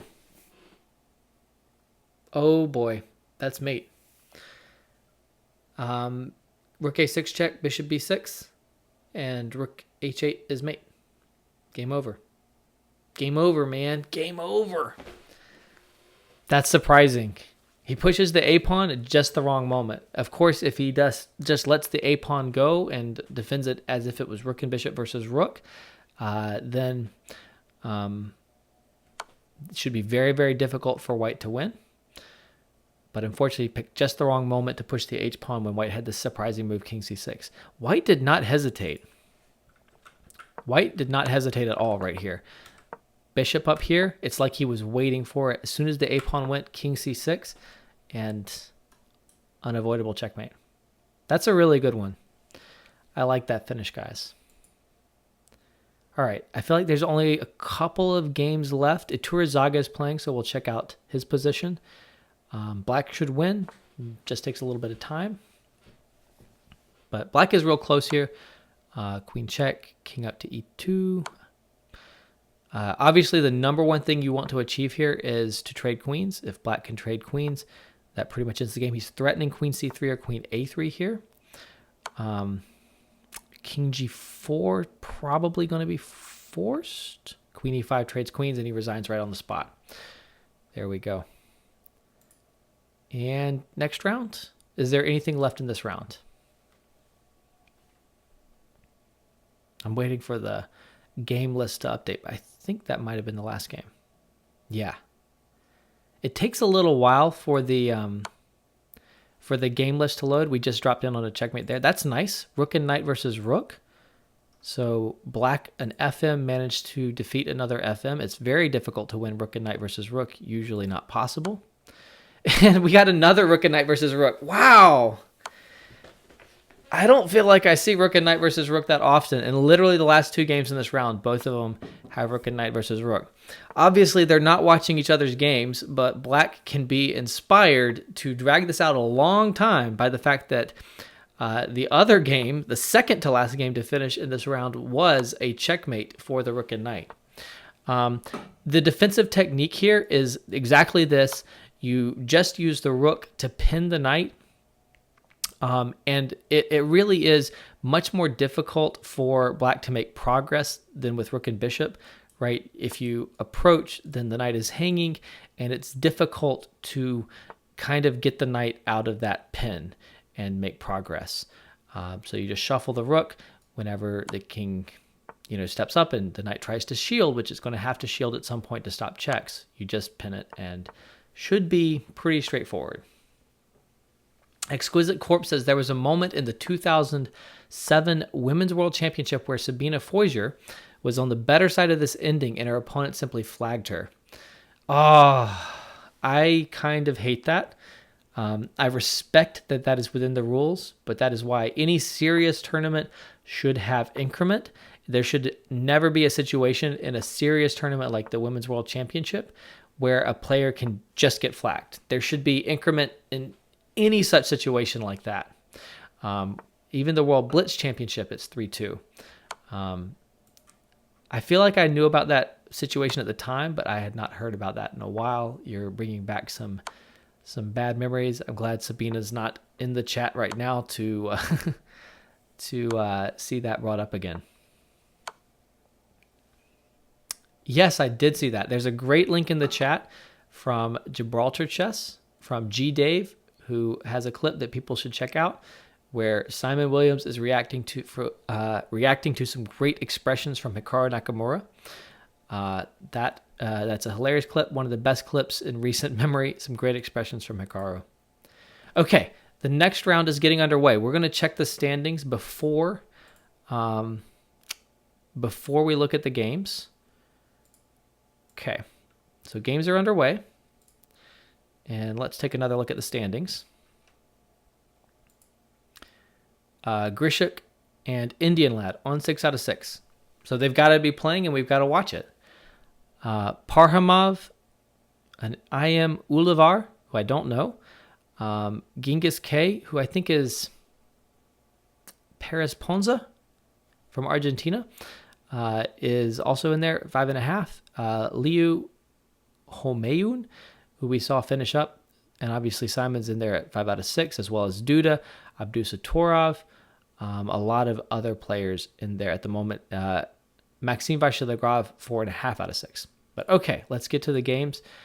This is Indian Lad versus Grischuk, and we have a King's Indian defense.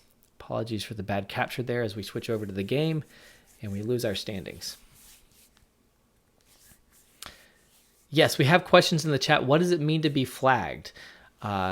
Anyone who has seen me stream, which, temporary shout out, if you want to watch me stream on my own, you can check out twitch.tv/Sam Copeland.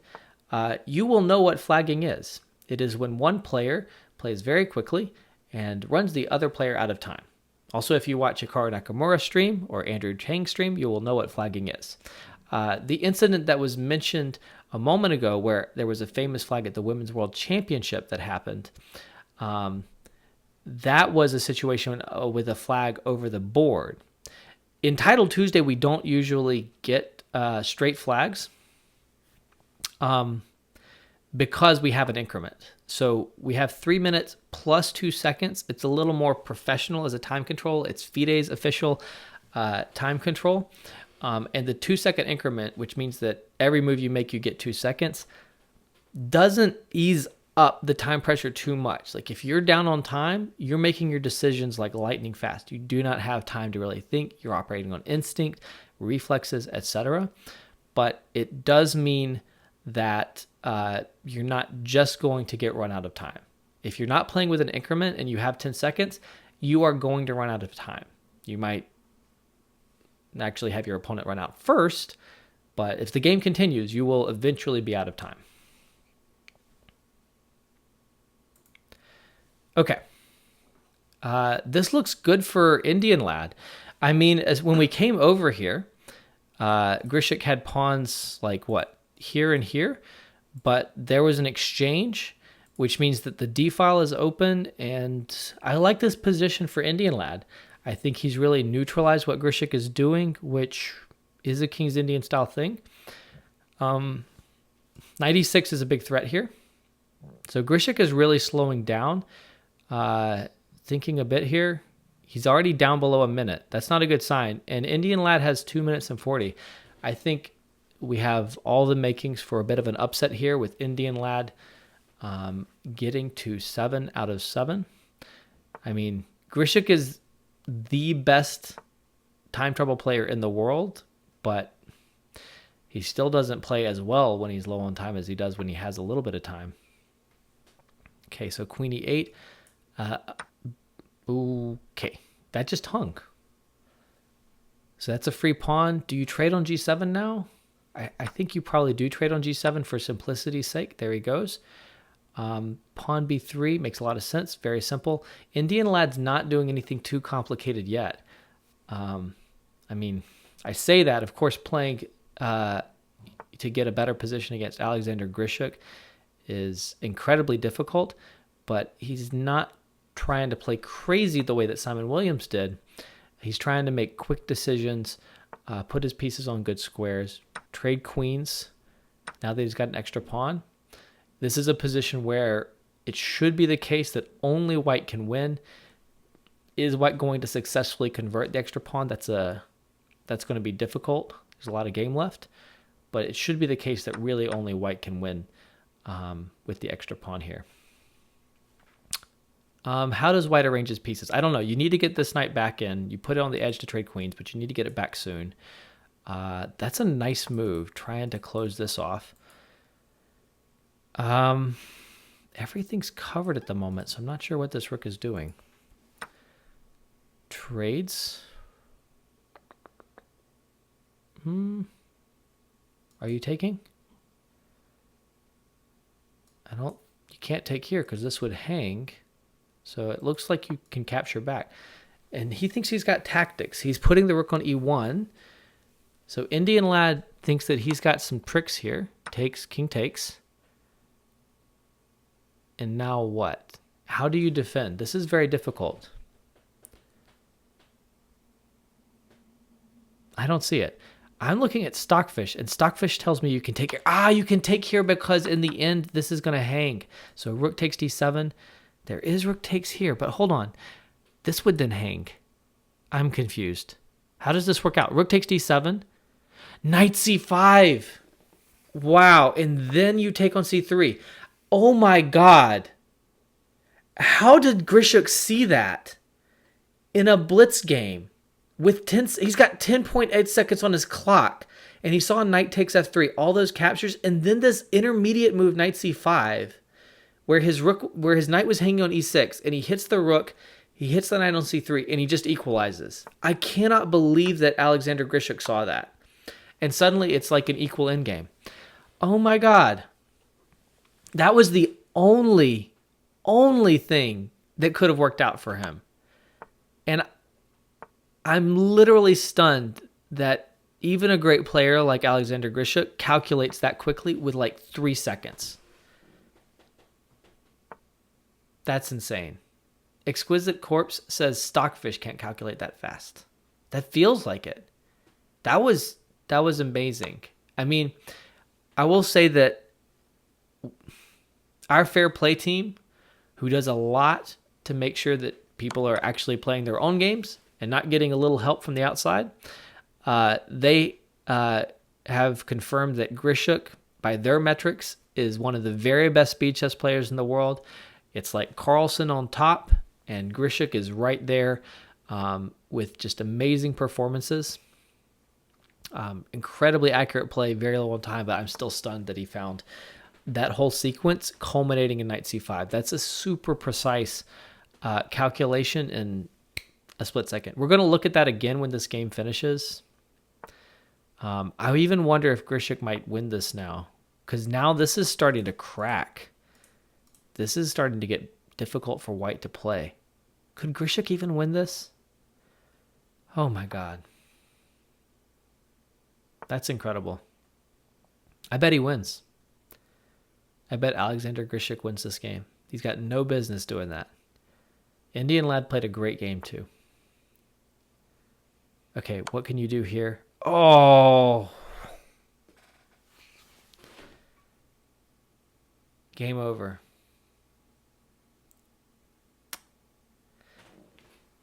I think that's a good moment to press F to pay respects in the chat. Wow.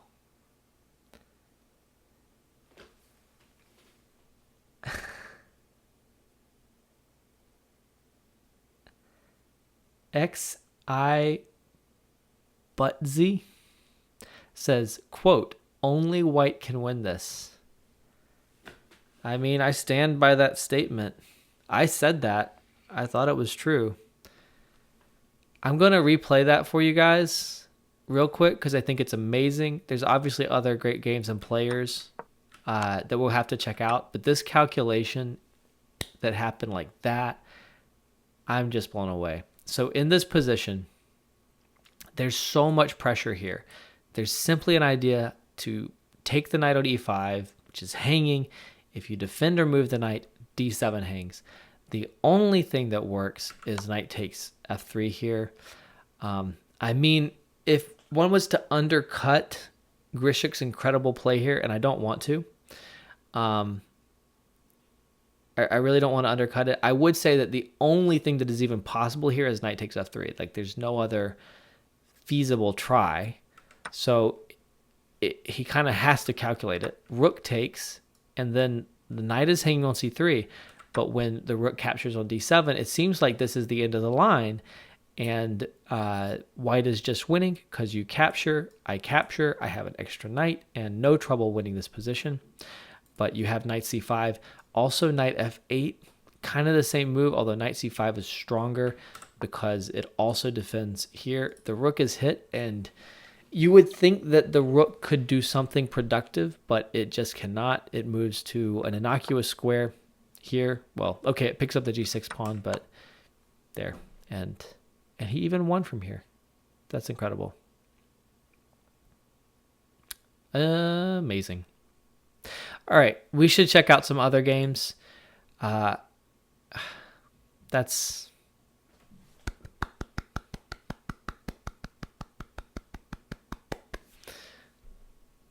MB305 says, keep it on Sasha, please. Well, he's the only perfect score, so we're definitely going to be watching more of Grischuk, who's commonly known as Sasha.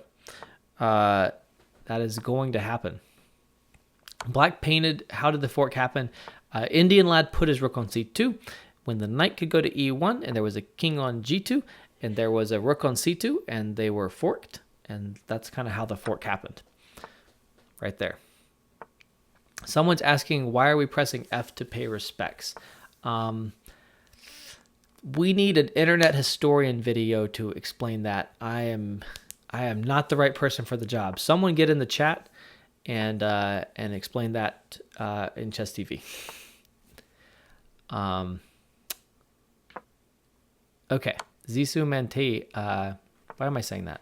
T drops the fork emote in there. You know, it's actually kind of tricky for a moment to stop this pawn. Okay, no, the knight comes back. And this is a win for Parham, World Junior Champion. All right, he's trying everything. His opponent wants to take here and then push here, and it's hard to stop that. Okay. No way. Are we going to get a repetition? With 4 seconds, it's possible. Okay, check moves. King moves, I mean.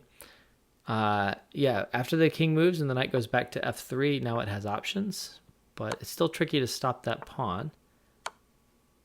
Okay, king h4, rook h5 is mate. Not good. Rook h5 is mate. There it goes. This is just mate now. Yep, resigns. Rook h5 on the way. Checkmate. Nothing to be done. All right. Let's see which games are still going. Got about only 3 left now. Oh, Agent JL is playing. As earlier, it was mentioned that Agent JL is playing from a public library where he can neither talk on his games nor have like any audio, I think. He is currently playing this position as black and trying to win, but there's going to be no way to win with any sensible play from white. You're always going to give up the bishop for the pawn and draw. So we're going to move on because I just don't want to see the finish to that game. Oh, we've got rook and bishop versus rook. Okay. You need to just shuffle the rook there, sure. You got to try for bishop d5. You got to try for king b6 and try to make progress. Okay, check. And then I think the king is going to have to try. Okay. Now I think I don't know where to go with the king, actually. The king just goes into the dark square now. Back. No progress made. But here I think you check this side. Okay. This is like the famous Philidor position, and I never remember how to play it from here, but it doesn't feel like white is really finding the right way. It's move 116, and it feels like they've been at it, since move 80? Last capture I see is on move 79, so they have until move 130, I think, about there. And we're within 10 moves. I think that at this point, black should be able to hold the draw. I don't think white can push too much more in the next 10 moves. So T, I feel like what your handle really is like XKCD, the amazing comic strip, which I'm sure we all know and love. I hope we all know and love, where it was picked just to be impronounceable. I think that's what's going on with your handle, is the entire point is that you can't pronounce it. So at this point, white has tried to turn the tables and attack from the other side. Again, I think he only needs like 3 more moves to get the draw. So I think black can start pressing that draw button at almost any moment, and he should be able to get the draw. Press it now. I think you have to play rook e2 here, but press the draw button. I think he's got there. It'd be hilarious if he's gotten to 50 moves and he makes a mistake in the next couple of moves and he loses and he doesn't realize he could claim a draw. It's not giving it. He tried it. So it's a little more than I thought. We should be real close. When was the last capture? I see rook takes f2 on move 79. Was there something after that? I don't see anything after that. I think we're at 50. But all I'm doing is scanning the PGN and it's jumping around because there's still games being played. So I'm not sure. I think that they're at 50. Certainly they've added another 15 moves. It's got to be 50. Come on, press the draw button again.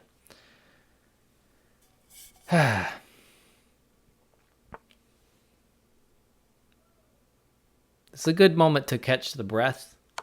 You know, my voice is tired. Breathe a little bit. They're giving me a break before we ramp up for, the last 3 rounds? I think we've got 3 rounds to go. We've been here, but on the other side of the board. We were here on the F file, the same position a moment ago. So there's nothing really going on right here.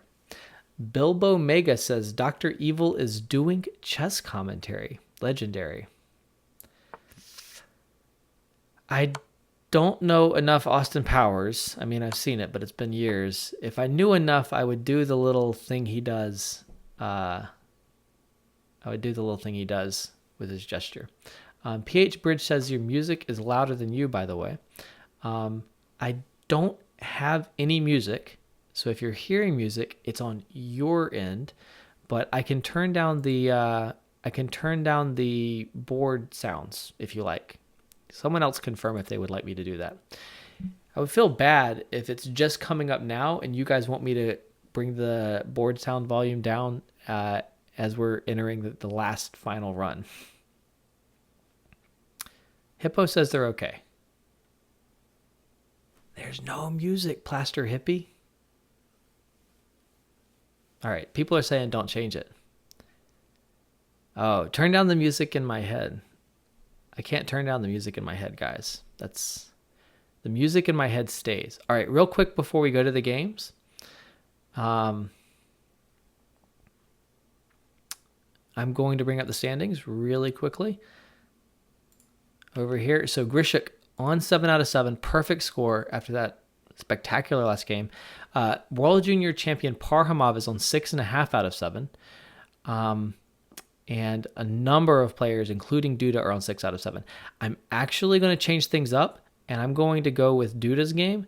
I feel like we should follow Grischuk versus Parhamov. I'm going to try to go to both, though. I'm going to try and switch between the two. I just feel like we haven't seen enough of Duda. I really want to watch some Duda. I know that sounds weird. I know someone out there is 12 and is giggling. Okay. Grischuk, Parhamov. This would be the kind of position where if these weren't two such fighting players, based on their tournament standings, they might take a draw. But I have a feeling they're going to play. Grischuk, well, I don't know. Sometimes I guess he does take strategic draws. Oh, man. What is this, a Berlin? No, it's a Petrov defense, but it feels like a Berlin. I told you we were going to watch Duda, and I think I might have just lied because I can't watch too much of this in-game.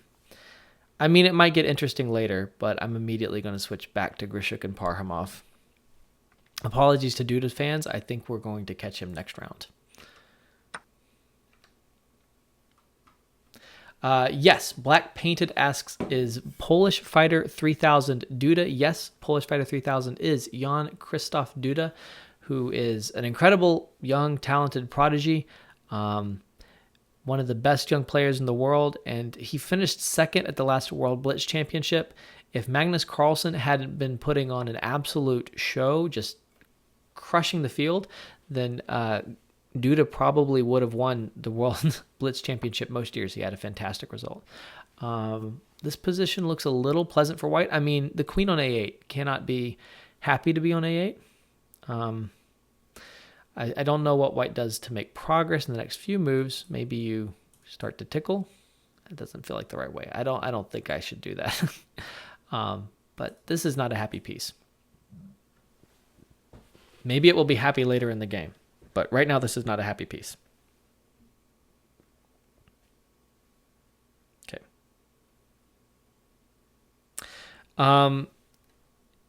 Two things I need to tell you guys.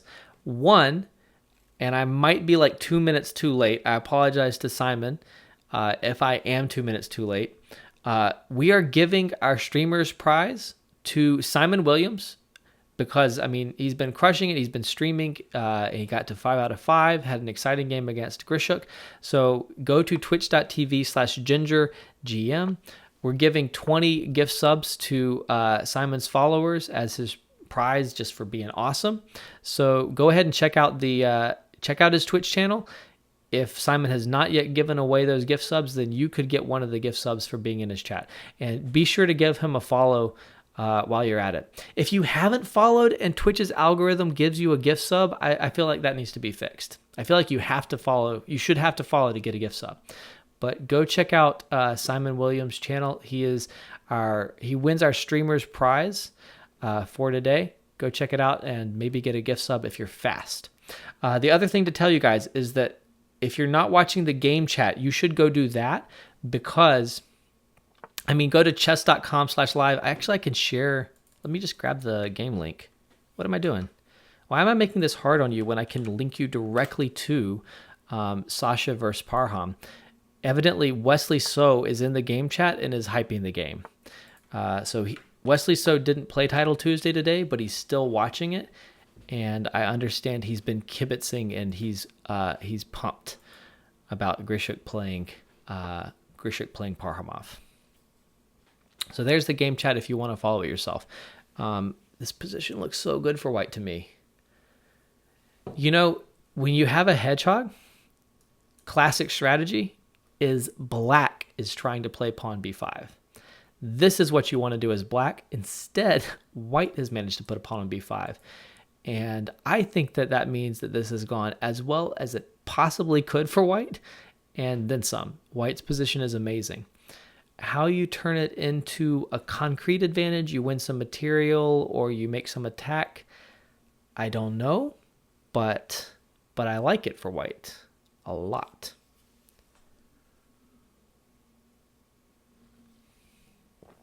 I'm also going to take just a quick moment to give you a heads up that after today's stream wraps up, we will have NM James Canty streaming, twitch.tv/GMCanty. We will be rating him afterwards. So as we get near the end, don't go anywhere because there will be chess after this as well. Alexander G819 says, is Grischuk streaming? He is not, to my knowledge. If he is, that would be hilarious. I would not be shocked if Alexander Grischuk, if Sasha decided to stream and he was just streaming to one viewer on a brand new channel that no one knew about. That just feels like the way that Sasha would stream if he were streaming, but I don't think he is. I've heard rumors that he might at some point start. I know that Danny, who's always looking to get new people into streaming, has been trying to get Sasha in. I know that he also did commentary, not on Chess.com, but on Chess24 during the World Championship, and a lot of people liked it. So it would be amazing if Grischuk started streaming at some point. I don't know that that's impossible. He's not doing it yet, to my knowledge, but it might happen at some point. Go tell him, like post in his chat, or not his chat, his wall on Chess.com, and tell him you would love to see him stream, and if he ever did it, you would be one of the first to subscribe. Maybe he'll get into it someday. All right, this is great for white, and I think Sasha's going to go to 8 out of 10. And my big question is Sasha going to get to 10 out of 10? I think he's definitely going to win this game. I mean, there's still game left, but Rook C8 is coming. I think you trade, and then you just go E2 and then E8. Game over. If the knight goes here, you just take it. It's game over. And he resigns. So Sasha just got to 8 out of 8, and I want to know if he could get to 10 out of 10. I mean, he certainly can. I think part of the question is he motivated? He might feel like it's a good idea to just take some draws and coast in. But I would love to see Sasha really run for that 10 out of 10. We should have, if we don't already, we should really have a Fisher Prize for a perfect score, an extra $500 or something like that for players who get to 10 out of 10. So far, Alexander Bortnik is the only player who has successfully gotten to 10 out of 10. The last time I commentated, there was a 10 out of 10 score, but it was overturned later, which was really disappointing because I was incredibly excited at the time.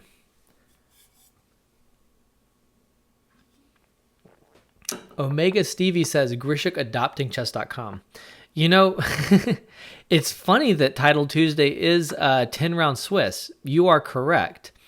I guess if you... okay, this is a win for Black. Duda managed to create what Dvoretsky calls the pants situation, which is like a pair of pants where these are the legs of the pants. If you ever manage to split the pants and you manage to get the pawns far enough down the board that they are kind of past the divided split pants, then you win. And Black just wins here. There's going to be a pawn queen and you can't stop. You can't stop at both pawns. I know the pants analogy is weird. don't blame me, blame Mark Dvoretsky, greatest coach of all time.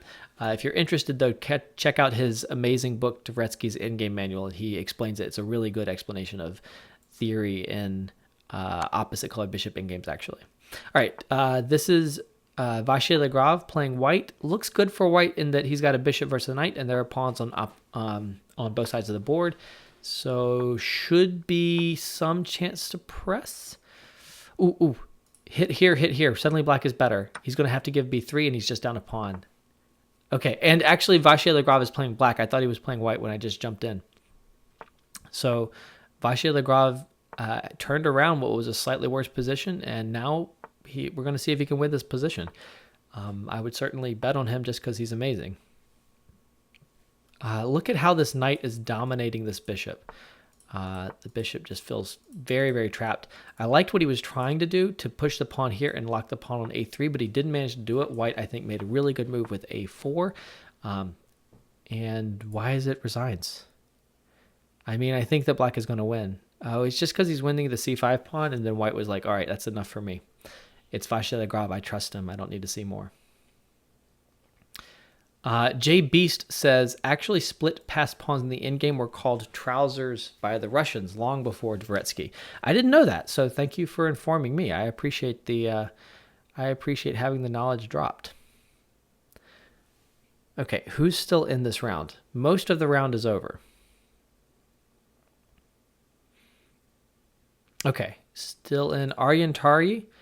Last World Junior Champion before Parhamov. Oh, he's going to try to win Rook and Knight versus Rook. Actually, who's got the Rook and Knight? Actually, the FM has the Rook and Knight. I just assumed that Tari, as the higher rated player, was the one pressing. All right, and that's a draw. Nate Solon offers the draw. He's got the extra knight. Of course, Tari has no reason to turn it down. He can only lose this position, although he shouldn't. There's, 5 games left? Things are starting to wrap up.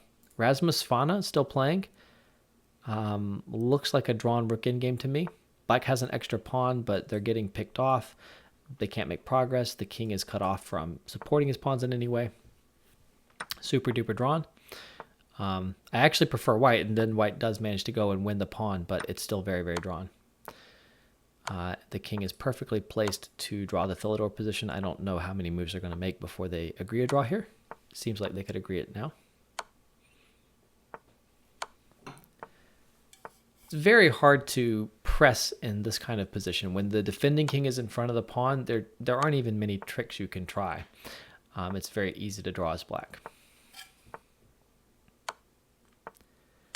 Firefly Grave says, the lesson from this tournament is to learn rook and minor piece versus rook by heart, because it obviously happens all the time. Based on this Title Tuesday, I think you're right, but it's pretty rare that you have rook and knight versus rook. I mean, it does happen, but what have we had it? We've had it like 4 times, and one time the rook and knight managed to win. That's a lot. That's a lot. I hear that we're on the front page now too, so welcome to everyone who's watching from the front page. Fantastic to have you here. Fantastic to have you checking out some chess.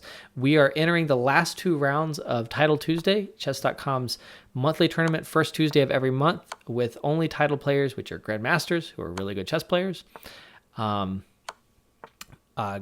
international masters, other players who have reached like the pinnacle of tournament chess. Right now, Sasha Grischuk, who is an amazing player, one of the best players in the world, famous for playing very well in very, very limited amounts of time, is on 8 out of 8. It's a 10-round tournament. There are 10 games, and so he's got a perfect score, and we're wondering at this point if Grischuk could become only the 2nd player in Title Tuesday history to get a 10 out of 10. So out of what? I think we're like 60. I think we've had like 60 Title Tuesdays now. We have only had one perfect 10 out of 10. That was Alexander Bortnik, and actually that might have been 9 out of 9. Yeah, it was 9 out of 9. So that's Bortnik. So maybe Grischuk could give us our first 10 out of 10 if he wins his next 2 games. I'm curious if he's thinking about that or if he's just going to try and wrap it up. He could play safe. He could play aggressively. I'm certainly hoping he's going to play aggressively.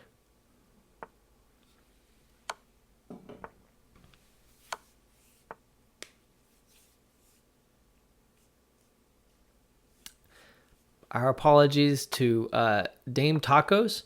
Dame Tacos temporarily had a comment deleted because he explained to the chat why I said to press F when Grischuk won. We pressed F to pay our respects to his opponent. Dame Tacos explained that to the chat, and his comment was deleted. That's very, very sad.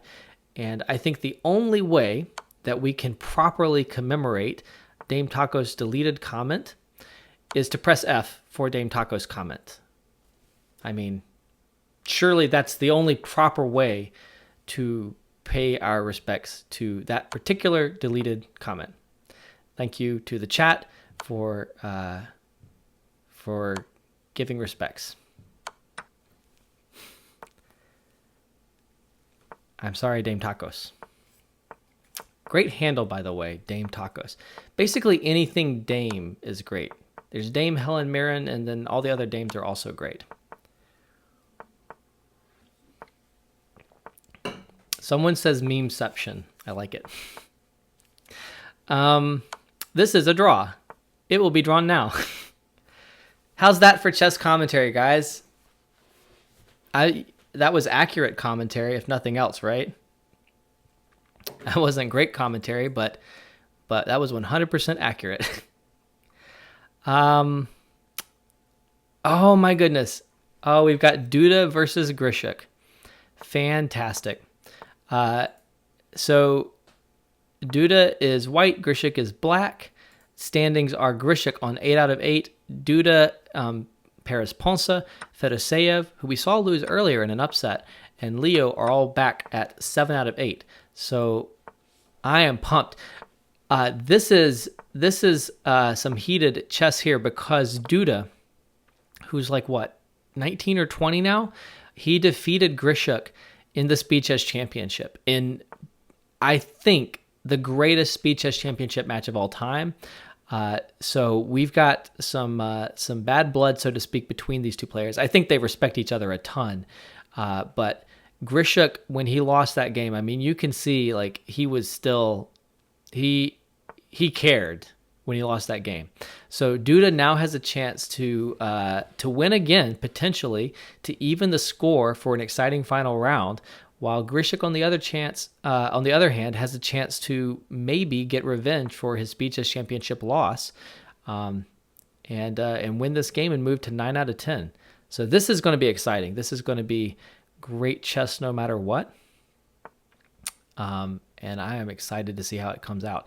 I think this is a good position for black. Is c4 a good move? I want to play it. I'm not sure if it's good or not, but I really want to push c4. Stockfish says push c4, so it must be 100% right. I'm kind of surprised Grischuk is thinking. It just does so much to lock this out. I guess the downside to c4 is you are giving this square to like a knight or the bishop. Look at how bad this bishop is, though. I want more pressure on the center somehow. These moves probably aren't going to happen. Is white going to get crazy and push f4 at some point? I think f4 is probably bad because of knight g4. But I don't know. Maybe f4 is still good. All right, I'm cheating and looking at the engine, and the engine tells me f4 is one of the possible moves, and knight d3 is a good move in response. Why is that good? Bishop takes, pawn takes, queen takes. Oh, then d5 hangs. So f4, knight d3, and then d5 hangs at the end. This should be maybe slightly better for black. Bilbo Mega said, Grischuk said that the loss to Duda in the Speed Chess Championship was the most painful of his career. He took a walk after the loss and saw a bus and thought that it could run him over and he wouldn't mind because the pain was so real. What? That's crazy. I mean, I know Grischuk cared about that game, but I think he's exaggerating. But I know he cared too. I realize that in the comments, I don't think that he was literally suicidal like you guys are suggesting, but I know that he cared about that loss in the Speed Chess Championship. I feel like I missed that comment, but there are multiple people corroborating that he said that. Wesley So is in the game chat, by the way. And he's telling us that MVL's game versus Corrales is also a game to watch right now. I don't think we're going to go away at the moment. That's true. Grischuk is a bit of a dark humor sort of person. I just pasted in both the Chess TV and the Twitch chat the link to this game. And Grandmaster Wesley So is in this chat. And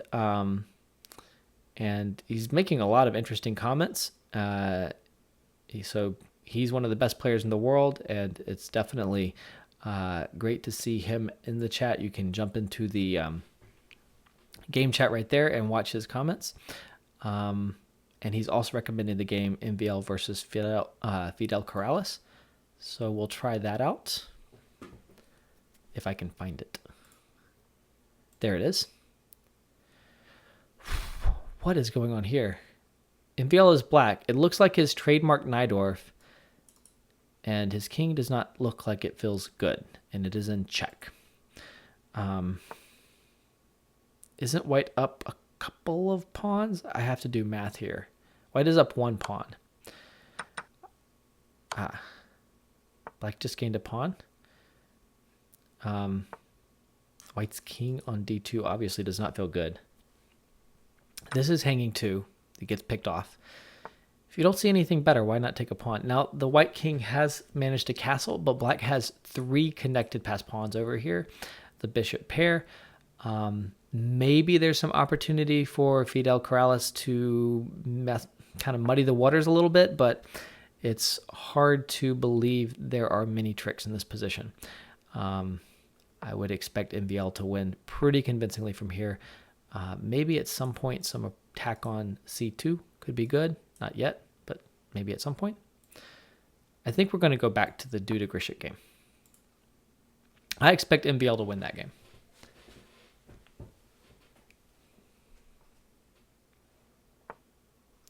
Okay.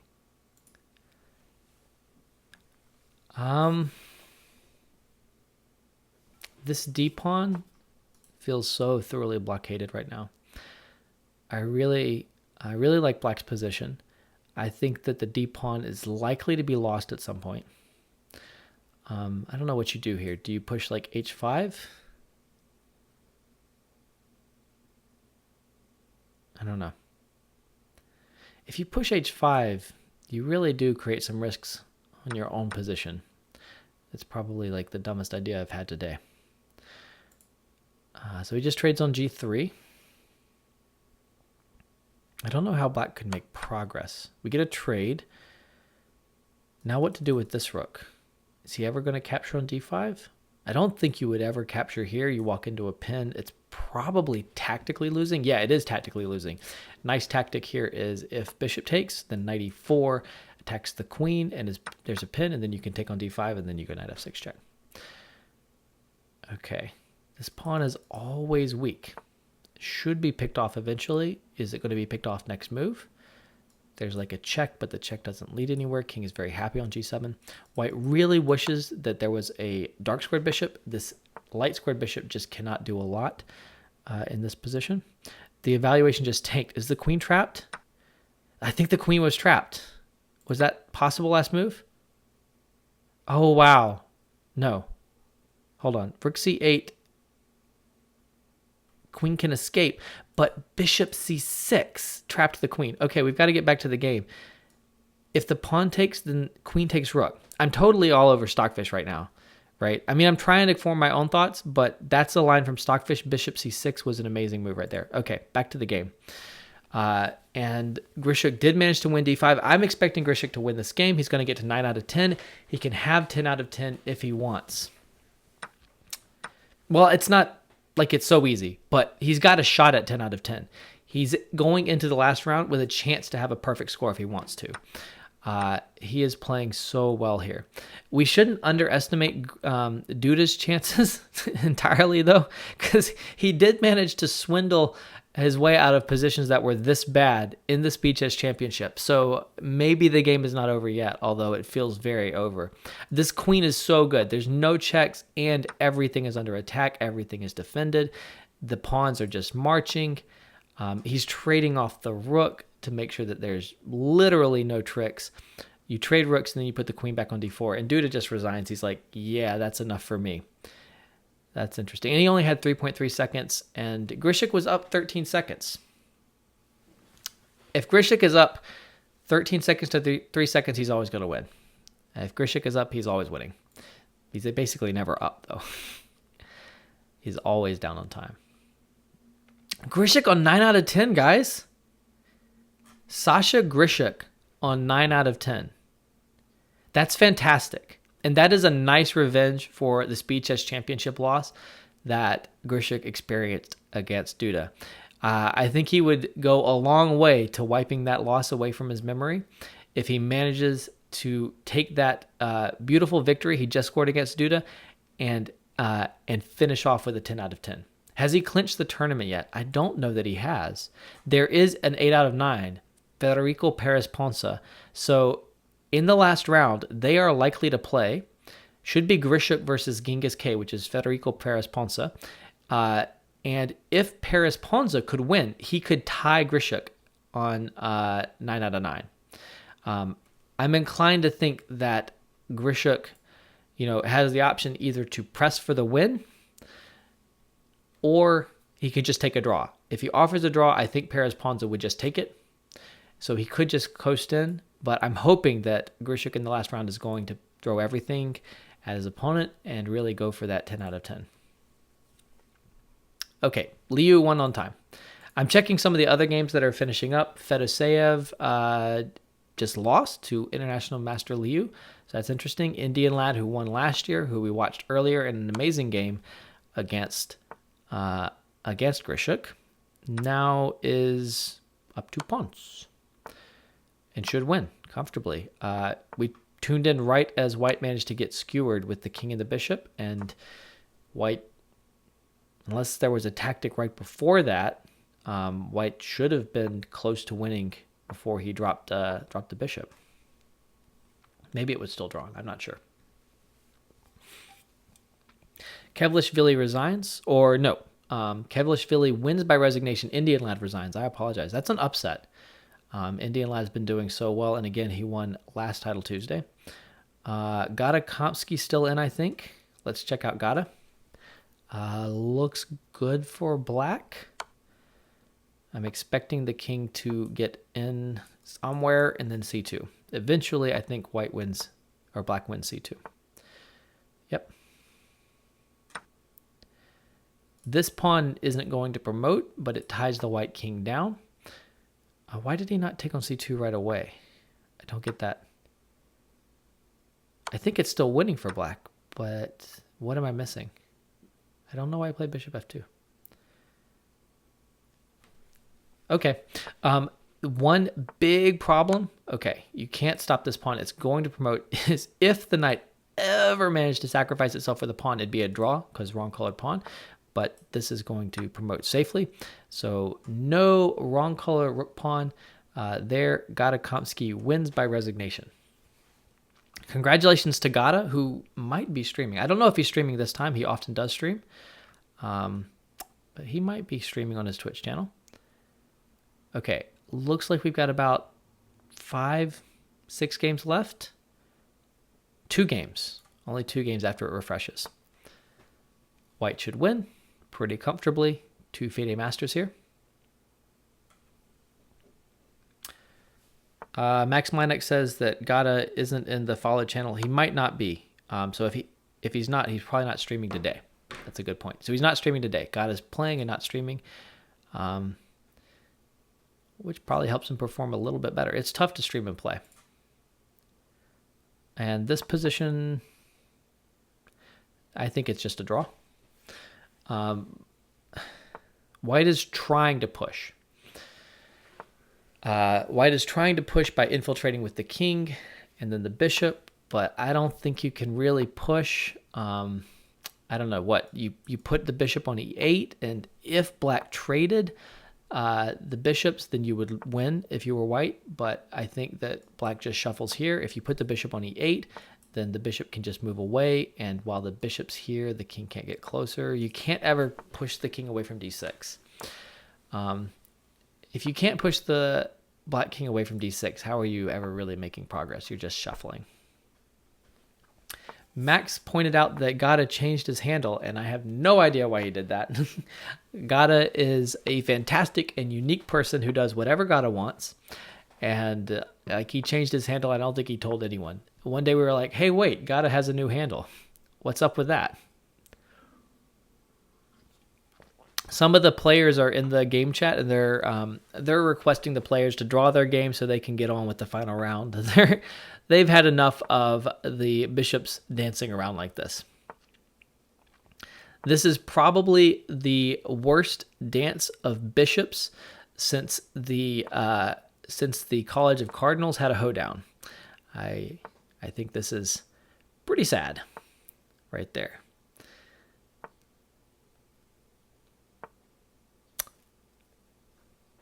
I don't know. I feel like I should just save my voice for Grischuk's next game. Okay, draw by repetition. There we go. MVL is in the chat, and he's giving bishop moves. I don't know why he's giving bishop moves, because there's nothing to try, I don't think. I don't think there were any tricks. But he's like, if you move the bishop here, they can move the bishop here. I think he's teasing with his variations. But I don't see the position his variations apply to, so maybe they actually are kind of legitimate suggestions that apply to something. All right, let's pull up the standings real quick before we go to the game. Grischuk, 9 out of 9. Chasing, 10 out of 10. Paris Ponza, 8 of 9. There's also Liu, who we saw defeat Fedoseev last turn. He is also on 8 out of 9. So we should go to those games. MVL is also in the chase. Polish fighter whose dude is in the chase. Fedoseev still in the chase. Those are some of the top names who are in that chasing bracket. Okay. Enough with that. On with the chess. Those are the standings. Grischuk and Federico Perez Ponza. Grischuk has white. And Federico Perez Ponza has a good position. B5 is going to fall. I like black. I don't know what Grischuk's idea is. Maybe he can still pull some tricks to catch the black king in the center of the board. Maybe you trade here, knight takes on b5, and then d3 could be annoying. It's very complicated. Very tricky positional situation. So he does take. Knight has to take. Okay, knight here, I think, right? You're threatening a royal fork, hitting the king and the queen with knight to c7. There's also he goes for d3, which is interesting. In the last game, there was a moment where Stockfish actually called for a win. I totally missed it. I was disinterestedly not paying attention, and it just looked like a draw. Someone did something crazy enough to lose that position. I have to go back and check. I didn't really see any tries. I'm so curious. Genghis K offered a draw. Ah, no.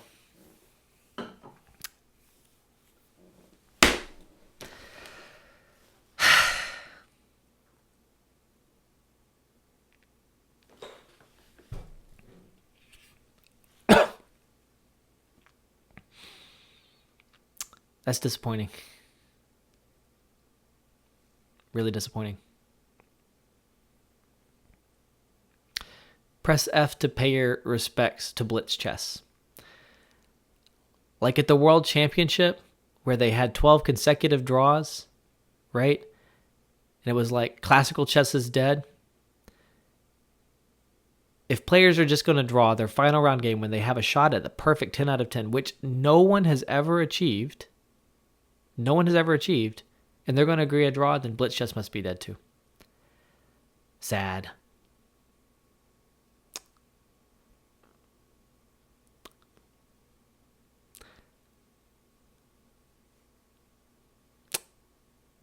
I don't know what to say, guys. That's sad. I think you're all with me that we would really have liked to see this game finish. You understand why Grischuk would take the draw here. I don't think the position's that favorable to him. I think it's better for black, honestly, which is probably why Perez Ponza picked this moment and said, offer a draw. I got a good opening position. I'm playing the great Grischuk. It's going to be tournament money, good standings. Let's offer a draw. And it certainly makes sense for Grischuk to take the draw. But I think we would all like to see it play out. Right? Someone says Grischuk lost a fan. I'm just a little bit sad at the moment. I would not say that I'm not a fan of Grischuk. Grischuk did just go 9 out of 9, which is amazing. And he just clinched first place with the draw. Congratulations to Sasha Grischuk on winning Title Tuesday, February 5th, with a 9.5 out of 10 score. He clinched it. I'm double checking my math.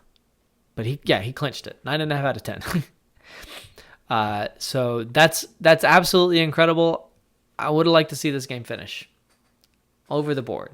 But there we go. We still literally do not have a 10 out of 10 in Title Tuesday. We had one that was overturned.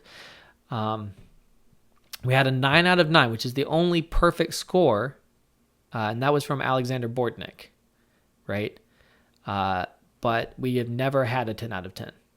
And we were close. All right. I feel like if Grischuk had gotten a better opening position, he might have been wanting to play it. But Perez Ponza did play well to get a very good opening position, nice center pawns, and he was like, all right, that's enough. Let's offer a draw. This has been a good day for me. And other people are pointing out that Grischuk, I think, is in Moscow or in the vicinity of Moscow, and it is super late there. It's like 2:30 a.m. So that also makes sense. And I think he's got family. He doesn't need to be waking up his family banging on his keyboard in the middle of the night. All right. Maxime Vachier-Lagrave is playing Liu 2001. This looks drawn, although I guess you would like black slightly because it's a bishop and a knight. I like bishops, but I think pretty drawn. I don't know how you try anything really. And black is Liu. Vachier-Lagrave is playing with the knight. If I'm worried here as white, I would be worried about the king getting in here. I don't think it should happen. But that would be my fear as white, is that the black king makes a run here and just tears everything up. I think if that ever happens, though, if the king really tries to get in here, there should be counterplay against f7. And the e-pawn should move very quickly. But you might be able to try it. It might be dangerous. Can you check the other game with the bishops again? Who was that? So you'd have to give me a username. If you give me a username, I can check the endgame with the bishops, and we can see where Stockfish said that there was suddenly an opportunity. So I need chat to help me out, but we could look at that bishop endgame.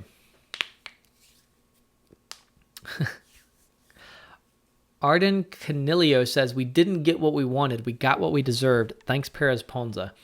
I don't think that's fair. I think this has been an amazing Title Tuesday. I mean, we've seen a fraction of the games that were played, but there have been so many great games and great runs. Seeing Ginger GM, Simon Williams, make a huge run, getting 5 out of 5.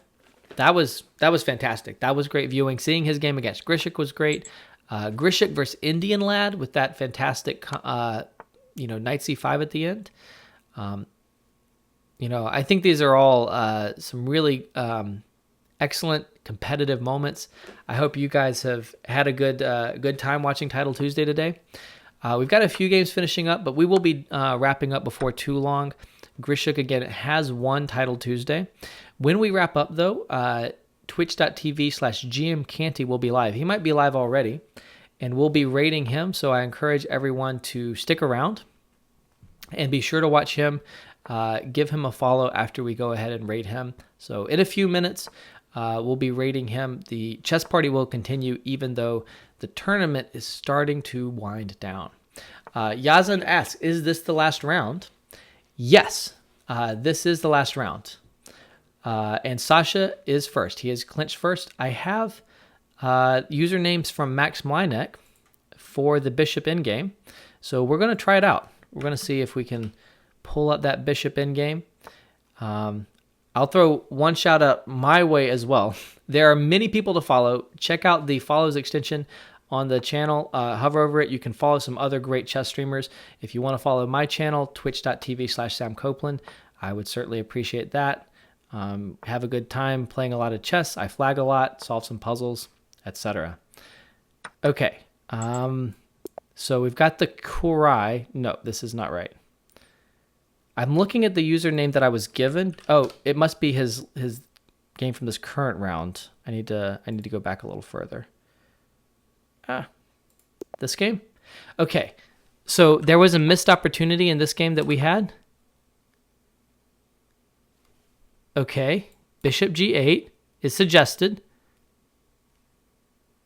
Stockfish says it's good, but then if you just move the bishop, it's not good. I'm waiting for Stockfish to point out a missed win. Stockfish. I don't think so. I don't think you basically have to run the black bishop out of moves. And I never saw a position where you could do it. Someone help me.